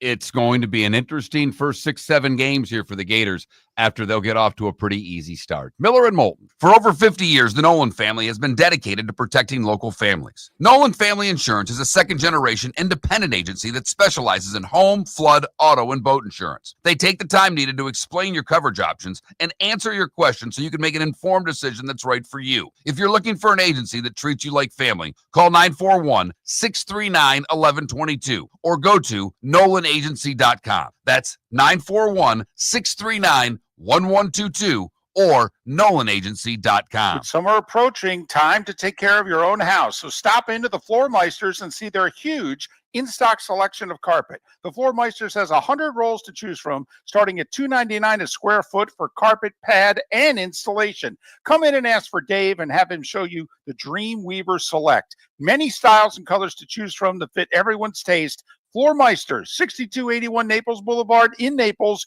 right next to Costco, or go to the web, floormeisters.com. Defining a new era in men's health. Get stronger and healthier at Game Day Men's Health. With our in-house laboratory, get in, get treated, and get back to your passion and purpose. Call 239-427-3441 for our Bonita Springs or Naples location to set up your free testosterone test and consultation. Mention Miller Moulton Radio Show for a 10% discount on your service. Start living your best with Game Day Men's Health, Bonita Springs and Naples. Call 239-427-3441 today. American Paint Supplies, for nearly 30 years, is your one-stop shop for all your coating needs. If you are a designer, a contractor, a professional painter, or a weekend warrior, American Paint Supplies is the place where experts go to get expert solutions. At 6100 Shirley Street in Naples off of Pine Ridge, American Paint Supplies delivers the best solutions with the best products with the best support. Meet Gene and his team today at American Paint Supplies. Call 239-566-2700. That's 566-2700 or online at AmericanPaintSupplies.net. This is Miller and Moulton.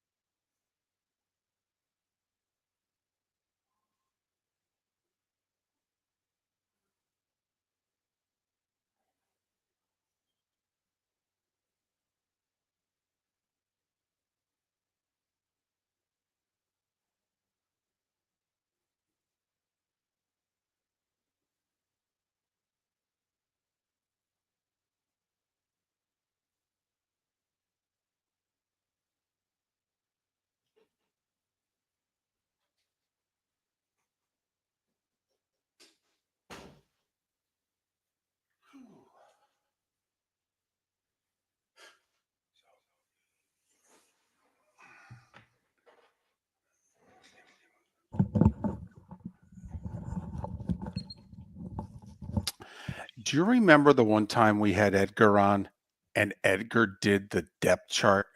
Yes. Oh yeah. David, Unprompted. as that interview's going on, and I start asking about receivers, and he's down to about the 6 deep there. Yep. I immediately thought of that. I was laughing. That's when I texted you. I'm like, oh, man. It was like the second question of an interview we did with Edgar. It might have been last year or the year before.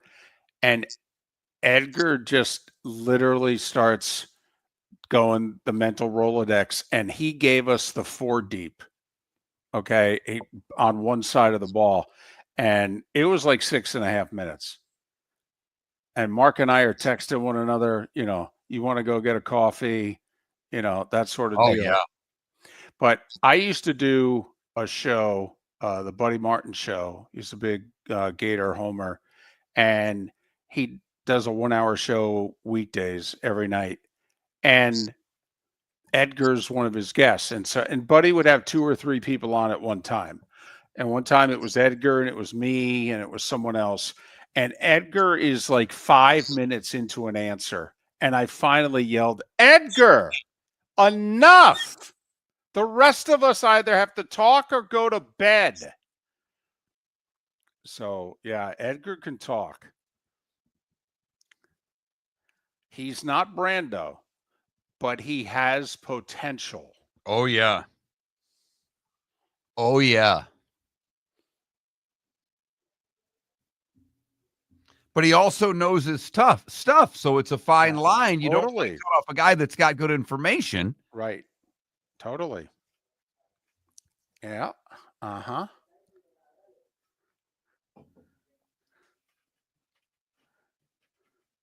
But it is, and listening to those summer schools and Edgar, it's like, oh, we don't have depth at all. Nobody has depth at all. Nobody has proven depth at offensive line. If you're proven and you're not starting, you're going somewhere else. You're listening to Miller and Moulton. And now, here's Mark Miller and David Moulton. 21 minutes past the hour. I'd like to thank Wit Watson, John Forslund, Edgar Thompson for coming on the show today. If you missed any of those conversations, you can always download the Miller and Moulton Show at millerandmoulton.com. Mark does a great job at the end of every hour of posting the hour that we just aired. So Wit, John, and Edgar all joining us on the American Paint Supplies Hotline, your one-stop shop for all your coating needs. The British Open, a.k.a. the Open Championship, is going on at Royal Portrush.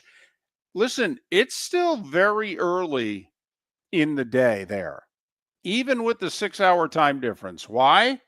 Hell, Bryson, Justin Rose, Robert McIntyre, the trio of Spieth, Oberg, Hovland, the threesome of Rory, JT, Fleetwood, they haven't even teed off yet. None of them.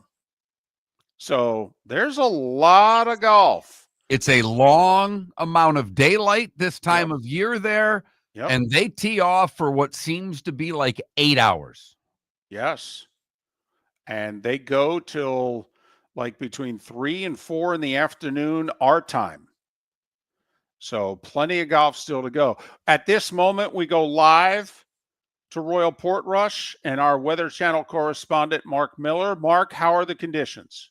Well, David, a little tough to tell at the moment because they're showing a lot of replays inside of the 7.5 commercial minutes plus the 6 minutes of play through commercials.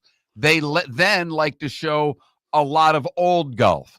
But from the looks of the grandstand, I do not see a lot of umbrellas at this point.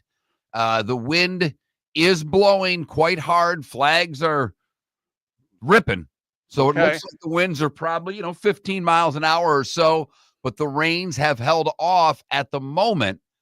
There are 2 4-unders in the clubhouse. There is a 3-under in the clubhouse. Matthew Jordan finished with a 68. Matt Fitzpatrick on the course. He is 3-under through 15. Lee Westwood, at the age of 52, posted a 2-under 69. Phil Mickelson, at age 55, posted a 1-under 70. Sergio off to a good start. 2 under through his first 6. Lowry, Scheffler, Ricky Fowler, all on the course at 1 under. Rahm, Schauffele, Spahn, all on the course at even par. Did DJ screw up 18? I thought Dustin Johnson, and this is like an hour or so ago, I thought DJ was like even going to 18. I think that he was 2 over, so he made 2 birdies on the backside just to get it to even par. And you maybe like, I have not paid attention to many of the players that are over par, but I know DJ got it back to even. And yes, he birdied 16 and 17 to get it to even, and he doubled 18. So, you know, it was a resurgence. There was like this big LIV, 40-plus crowd surge that was going on. Westwood, Mickelson, DJ at even in his early 40s now, hasn't seemingly contended in anything in at least 3 years, maybe since he won the Masters in 2020. But we have a Dane and a young man from China. And right now, we don't have a U.S. golfer in the top 10. The World's Open, as they like to call it, is very much the World's Open right now. By the way, Sergio Garcia, 2 under through 6 holes of play, for what it's worth. A lot of golf still out there. Obviously, a lot can happen. Koepka had it under par for a while. He's 1 over. So right now, there are 21 players under par at the tournament. So there you have it. But remember, okay, you've got the late tee times who have not teed off. Okay, Bryson, Justin Rose, and Robert McIntyre don't tee off for another 25 minutes. And then the Spieth groups after that and the Rory groups after that. So USA Network, someone told us early in the show that it was streaming on Peacock. We had been led to believe that, but we don't know if it's the whole coverage or if it's just featured groups. We had someone say it was the BBC's coverage that's on Peacock. But anyway, USA Network is the American network, for the rest of the day. All right. Let's just say, the Gators open with Long Island, David. They're going to win that game. I like the chances. They're going to beat USF. They are. They USF's got a nice quarterback, but come on now. The Gators are going to win that game in the Swamp. If you give them 1 of 2 on the road, which I think is being generous because there are no guarantees that they win either game at LSU or at Miami. Obviously, they'd rather win. It's tough, Gator fan. I think you'd rather beat LSU. I know you want to win the in-state game, but the SEC win's more important. It is. If they get 1 of 2 there, we'll put it this way. Out of the next 4, and there's a bye in there, at LSU, at Miami, Texas, and at A&M, if they get 2, they're off to the races. And I'm serious when I say that. That would be a tremendous accomplishment to get 2 of those 4 games. 3 of them are on the road. The game at home's against the toughest opponent. I think if they can win 2 of those 4, they announced to Georgia, we'll be ready for you in Jacksonville, boys. You got that right. And if they get 2 of 4 at that point, as we've talked about for a while, if the Gators finish this season at 9-3 with that schedule, to us, unless there are a lot of circumstances with, 11 other teams being damn good. Like 11-1 or better. Right. Right now, 9-3 for the Gators, 11-1 for Illinois. Ooh. I know Illinois' got Ohio State. Who's the other one that's like they're really big? They're going to be significant underdogs. Is it Washington or was it better than that? Well, it's not going to be. If they're big underdogs to Washington, then I'm really worried about the Illini. David, I know. They're at Indiana. Right. They host USC. They host Ohio State. They're at Washington. Washington's not expected to be that good. And they're at Wisconsin. No, I know. Here's my thing. You know, an 11-1 team will make it over a 9-3 team. But my argument would be, Mark, okay, honestly, the Gators 9-3 should trump anybody else's 10-2. That would be my argument. We all know, okay, the right-hand column's the most important. We know it, okay. Whether Nebraska, by the way, has got a very favorable schedule. If they could ever get their act together, they could be the Indiana of the Big Ten this year. But Indiana is going to be preseason top 15, and you just heard Mark go through their schedule. Illinois is going to be preseason. That's what I said. My bad. Okay. So Illinois has got a real shot to be this year's Indiana. But Mark, I will pound on. First off, if Florida goes 9-3, Billy better be coach of the year. And I'm serious in the SEC at the least. 2, if they're 9-3, I'd advocate for them over every 10-2 team in the country.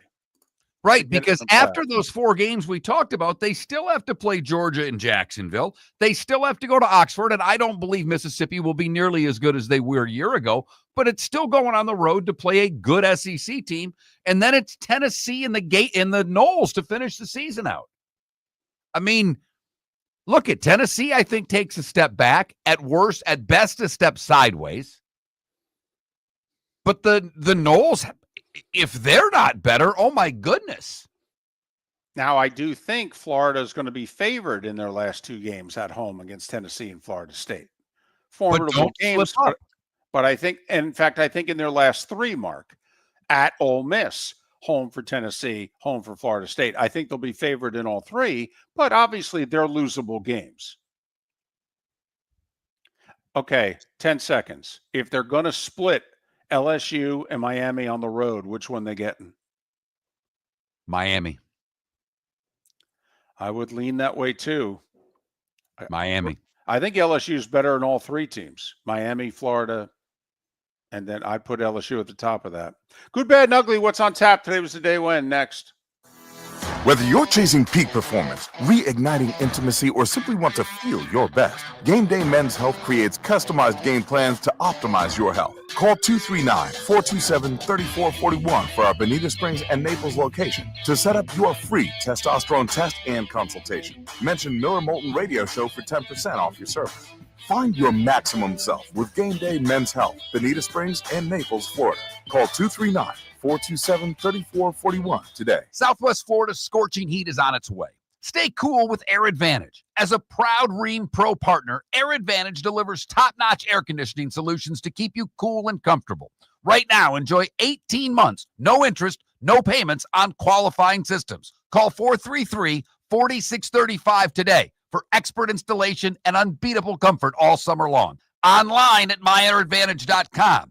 Air Advantage. Call today, 433-4635. Wine glasses never fall over until you get a brand new rug. Oh, no! Ketchup bottles act normal till you're wearing a new shirt. Oh, you kidding me? And rocks slide peacefully on the road till the day you get a brand new windshield. Then they fly up off the road and attack without mercy. That's why new windshields from Glass Doctor come with our windshield protection plan. Unlimited repairs and 1 replacement for 12 months. Don't just fix it, protect it. Glass Doctor.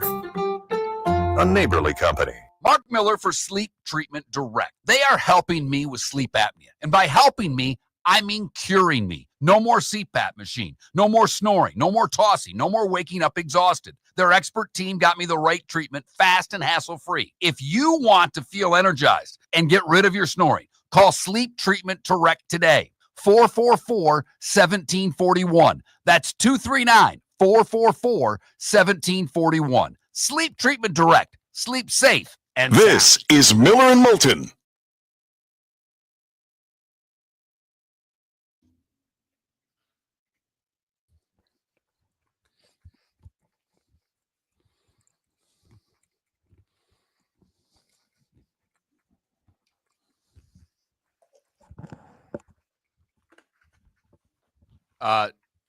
Drinkwitz is up on the podium. Mm-hmm. Asked, first off, apparently, I don't know what the question was, but he started out with, I'm not going to answer any questions about the Epstein files.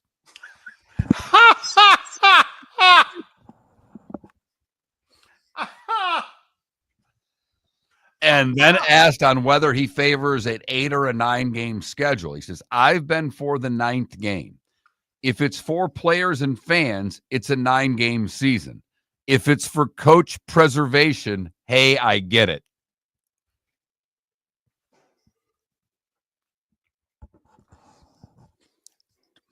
Tough. That lets you know that the Missouri coach, 1, he ain't getting fired anytime soon. They're happy with what he's doing.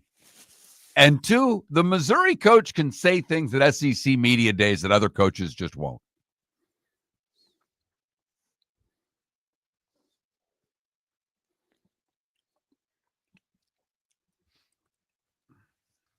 That funny. Yes, it is. That funny.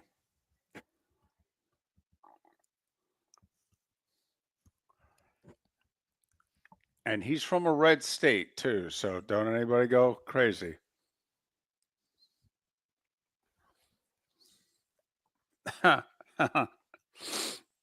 Funny is funny.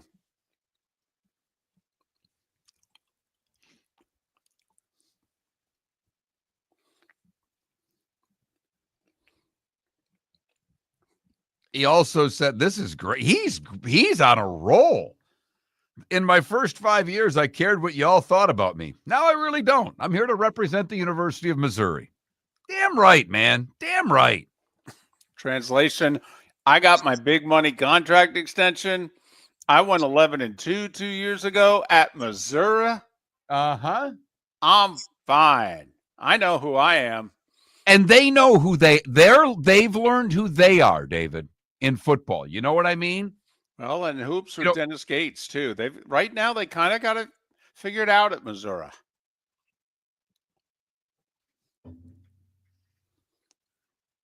Hey, it's early in round 1. We've had a Ricky Fowler sighting.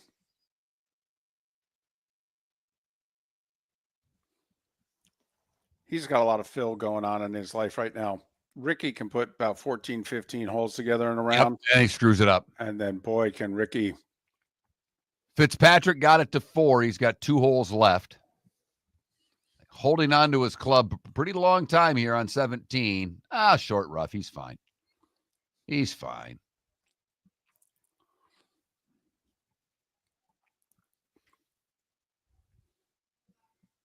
I did Irish football. Fortunately, it's July. But yes.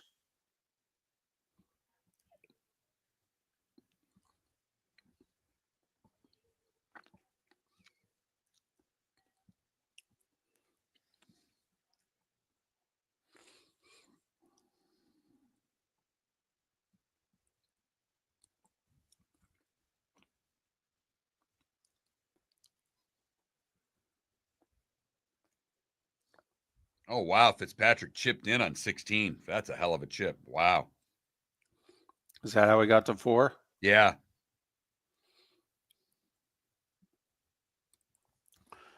The greens are so much slower than what we're used to watching, too. I mean,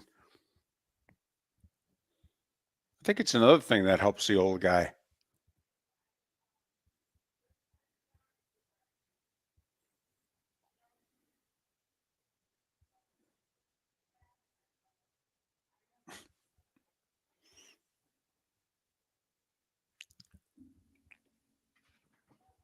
In shocking news, Sarah Spain didn't like Shane Gillis's monologue.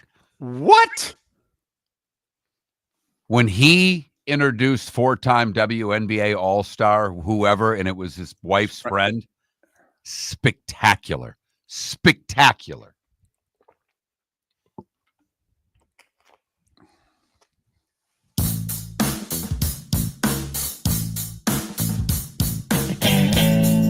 Welcome back to Miller and Moulton. Text the guys what's in your mind at 21,000. That's 21000. And now, here's David Moulton. 22 minutes till the top of the hour.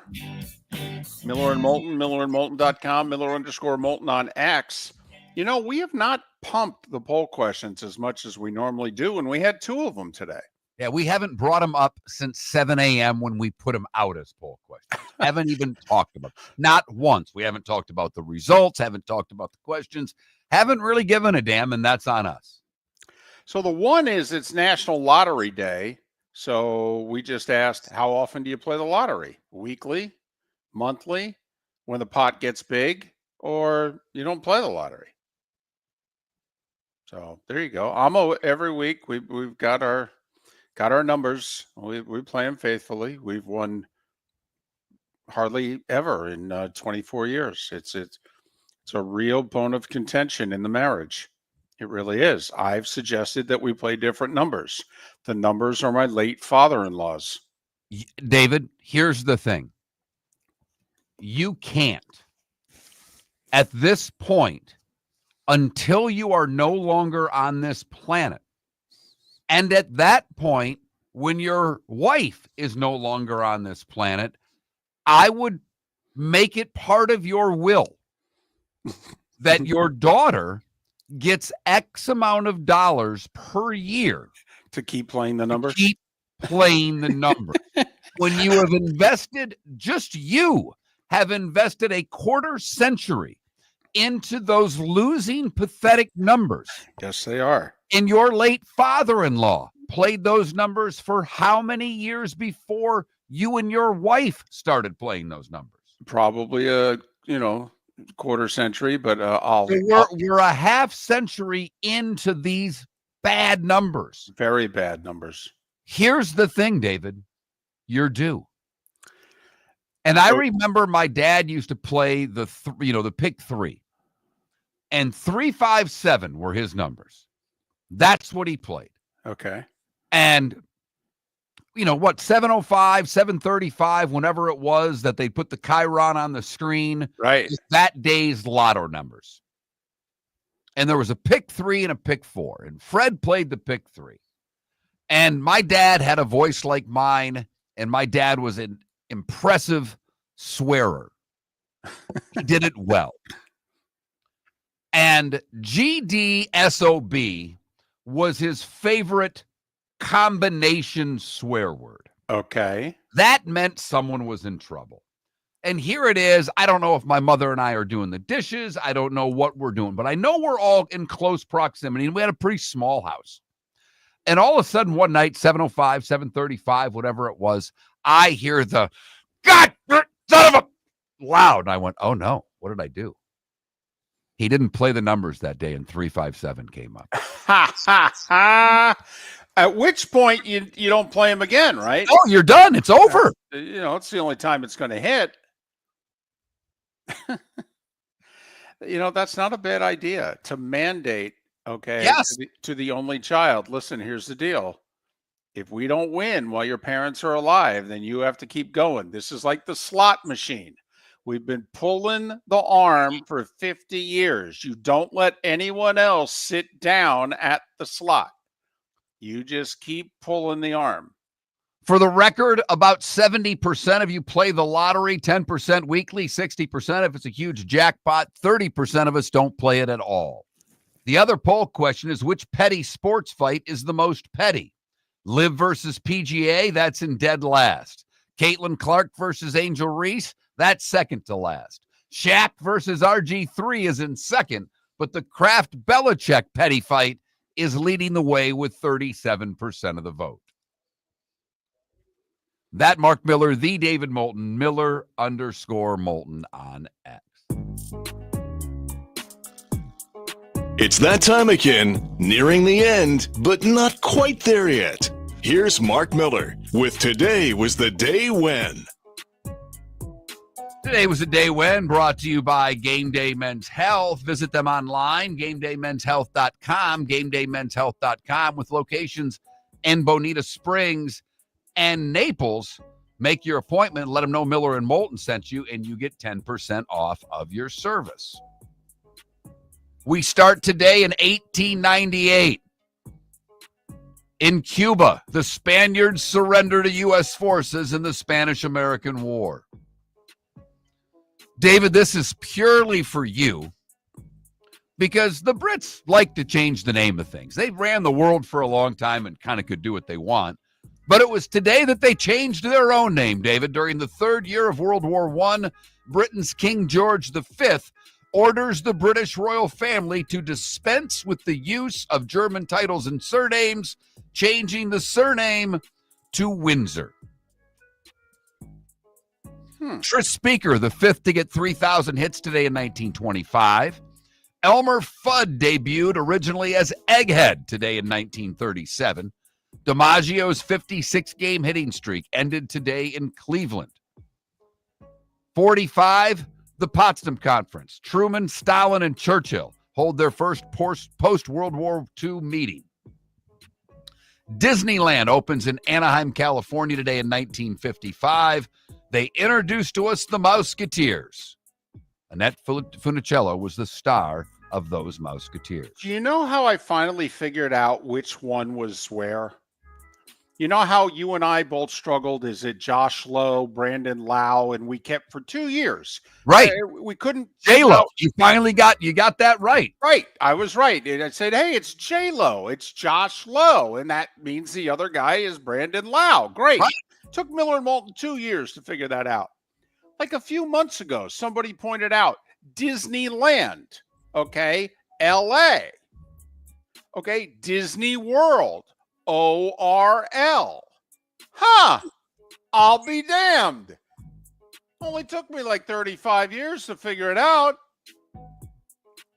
Billie Holiday died at the age of 44 today in 1959.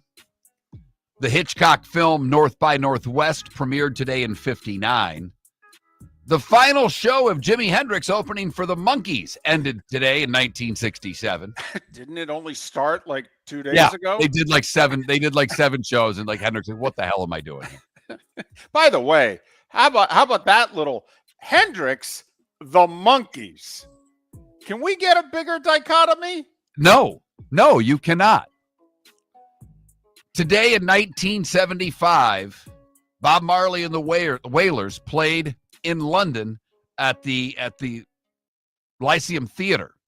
That is the version of No Women, No Cry that is on the album Legend. It's probably the one most of you know because it's probably the first Bob Marley album CD tape that you had. Billy and Reggie got into a dugout fight today in 78 because Billy wanted Reggie to bunt. Jackson refused to bunt. Martin suspended him. The first USFL championship was today in 1983.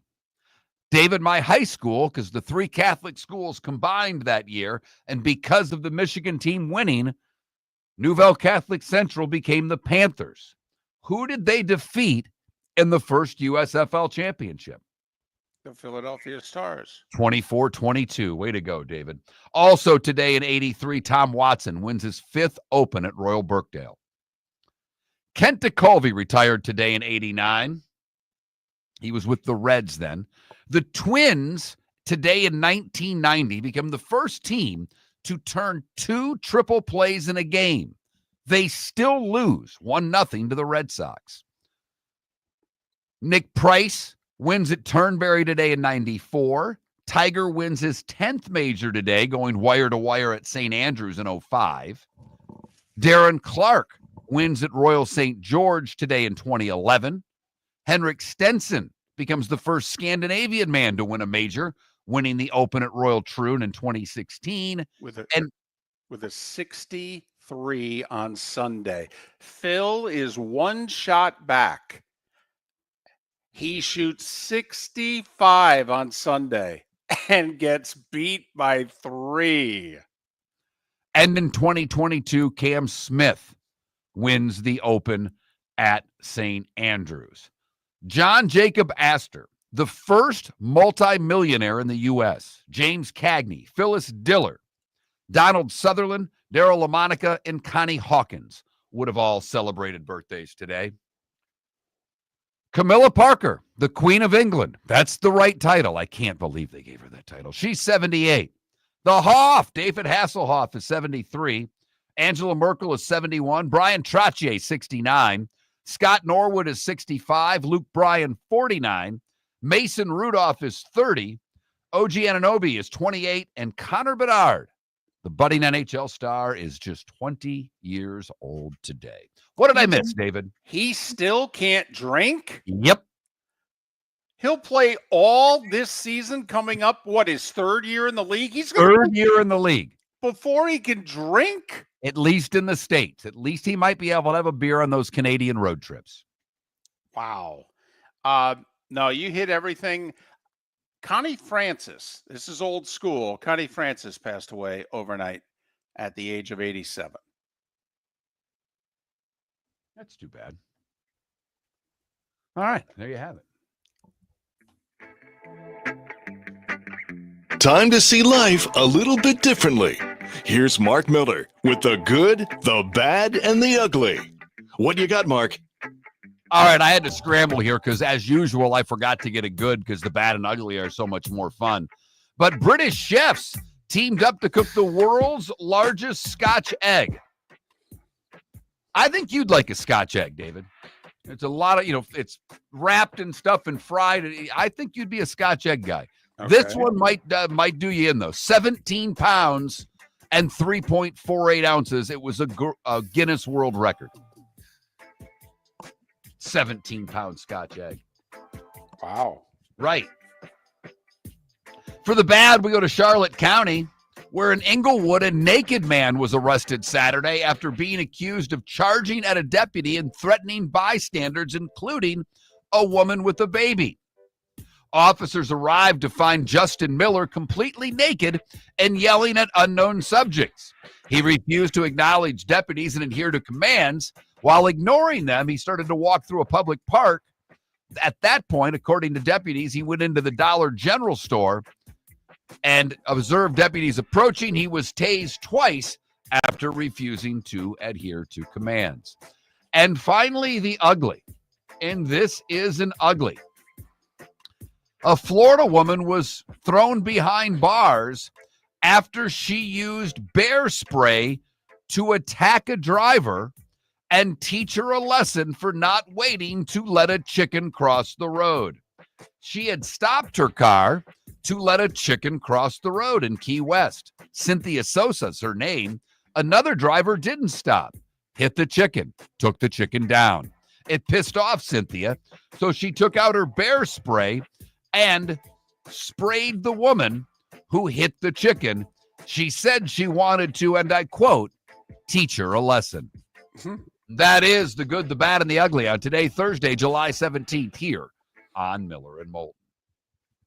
Wow, that's some story. If you count the Tour de France, there is something going on today. But tonight, nothing. There's not a game to be had tonight. The WNBA begins their All-Star break. Major League Baseball has one more day off. There is nothing to bet on right now. There's sports in Europe, the Open Championship in Northern Ireland, and the Tour de France. That's it. You can still bet on the Open today, though. I mean, the head-to-head stuff, you know, with the afternoon groups. Well, yeah. You can still make a wager or two today. They like betting on golf. Spieth, Oberg, and Hovland have yet to tee off. Rory, JT, and Fleetwood have yet to tee off. So there's prop bets to be had. Now, you better hurry with Spieth, Oberg, and Hovland. They tee off in 7 minutes. By the way, Sergio's made another birdie. He is 3 under through 7. There are a lot of bogeys out there. There are a lot of tough holes. A wayward drive can get you in trouble. But fact of the matter is, Sergio playing well early here at the British Open. 3 tied at 4 under, including Matt Fitzpatrick, who is playing the 18th right now. Lee Westwood in the clubhouse at 2 under. He's 52 years old. Fowler on the course at 2 under. Phil leading the group at 1 under. He's the only one in the clubhouse at 1 under. So 55-year-old Phil Mickelson posted a 70. Scheffler, Spahn, Rahm all on the course at 1 under par. We could probably do this tomorrow because I'm guessing Mickelson will not tee off until our show is nearly over. If I put the over-under for Phil at 71.5 tomorrow, where would you go? I would go over. 71 is par for those that don't know. Right. So, I would go over. I thought you were going to make it interesting and put it at like 73.5. Okay. Because I still think the over is very much in play, Mark. And I'm in the tank for Phil, Miller and Moulton. For over 50 years, the Nolan family has been dedicated to protecting local families. Nolan Family Insurance is a second-generation independent agency that specializes in home, flood, auto, and boat insurance. They take the time needed to explain your coverage options and answer your questions so you can make an informed decision that's right for you. If you're looking for an agency that treats you like family, call 941-639-1122 or go to nolanagency.com. That's 941-639-1122 or nolanagency.com.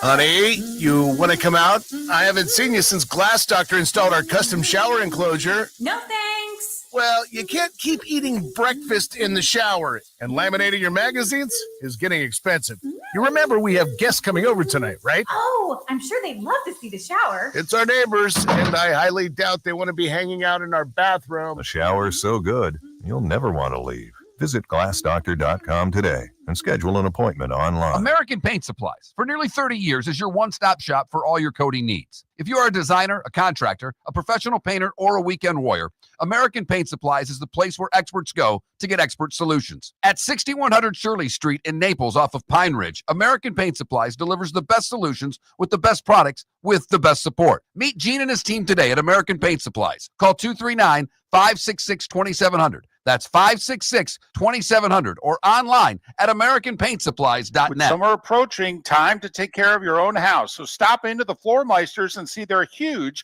in-stock selection of carpet. The Floor Meisters has 100 rolls to choose from, starting at $2.99 a square foot for carpet, pad, and installation. Come in and ask for Dave and have him show you the Dream Weaver Select. Many styles and colors to choose from to fit everyone's taste. Floor Meisters, 6281 Naples Boulevard in Naples, right next to Costco, or go to the web, floormeisters.com. Southwest Florida's scorching heat is on its way. Stay cool with Air Advantage. As a proud Rheem Pro partner, Air Advantage delivers top-notch air conditioning solutions to keep you cool and comfortable. Right now, enjoy 18 months, no interest, no payments on qualifying systems. Call 433-4635 today for expert installation and unbeatable comfort all summer long. Online at myairadvantage.com.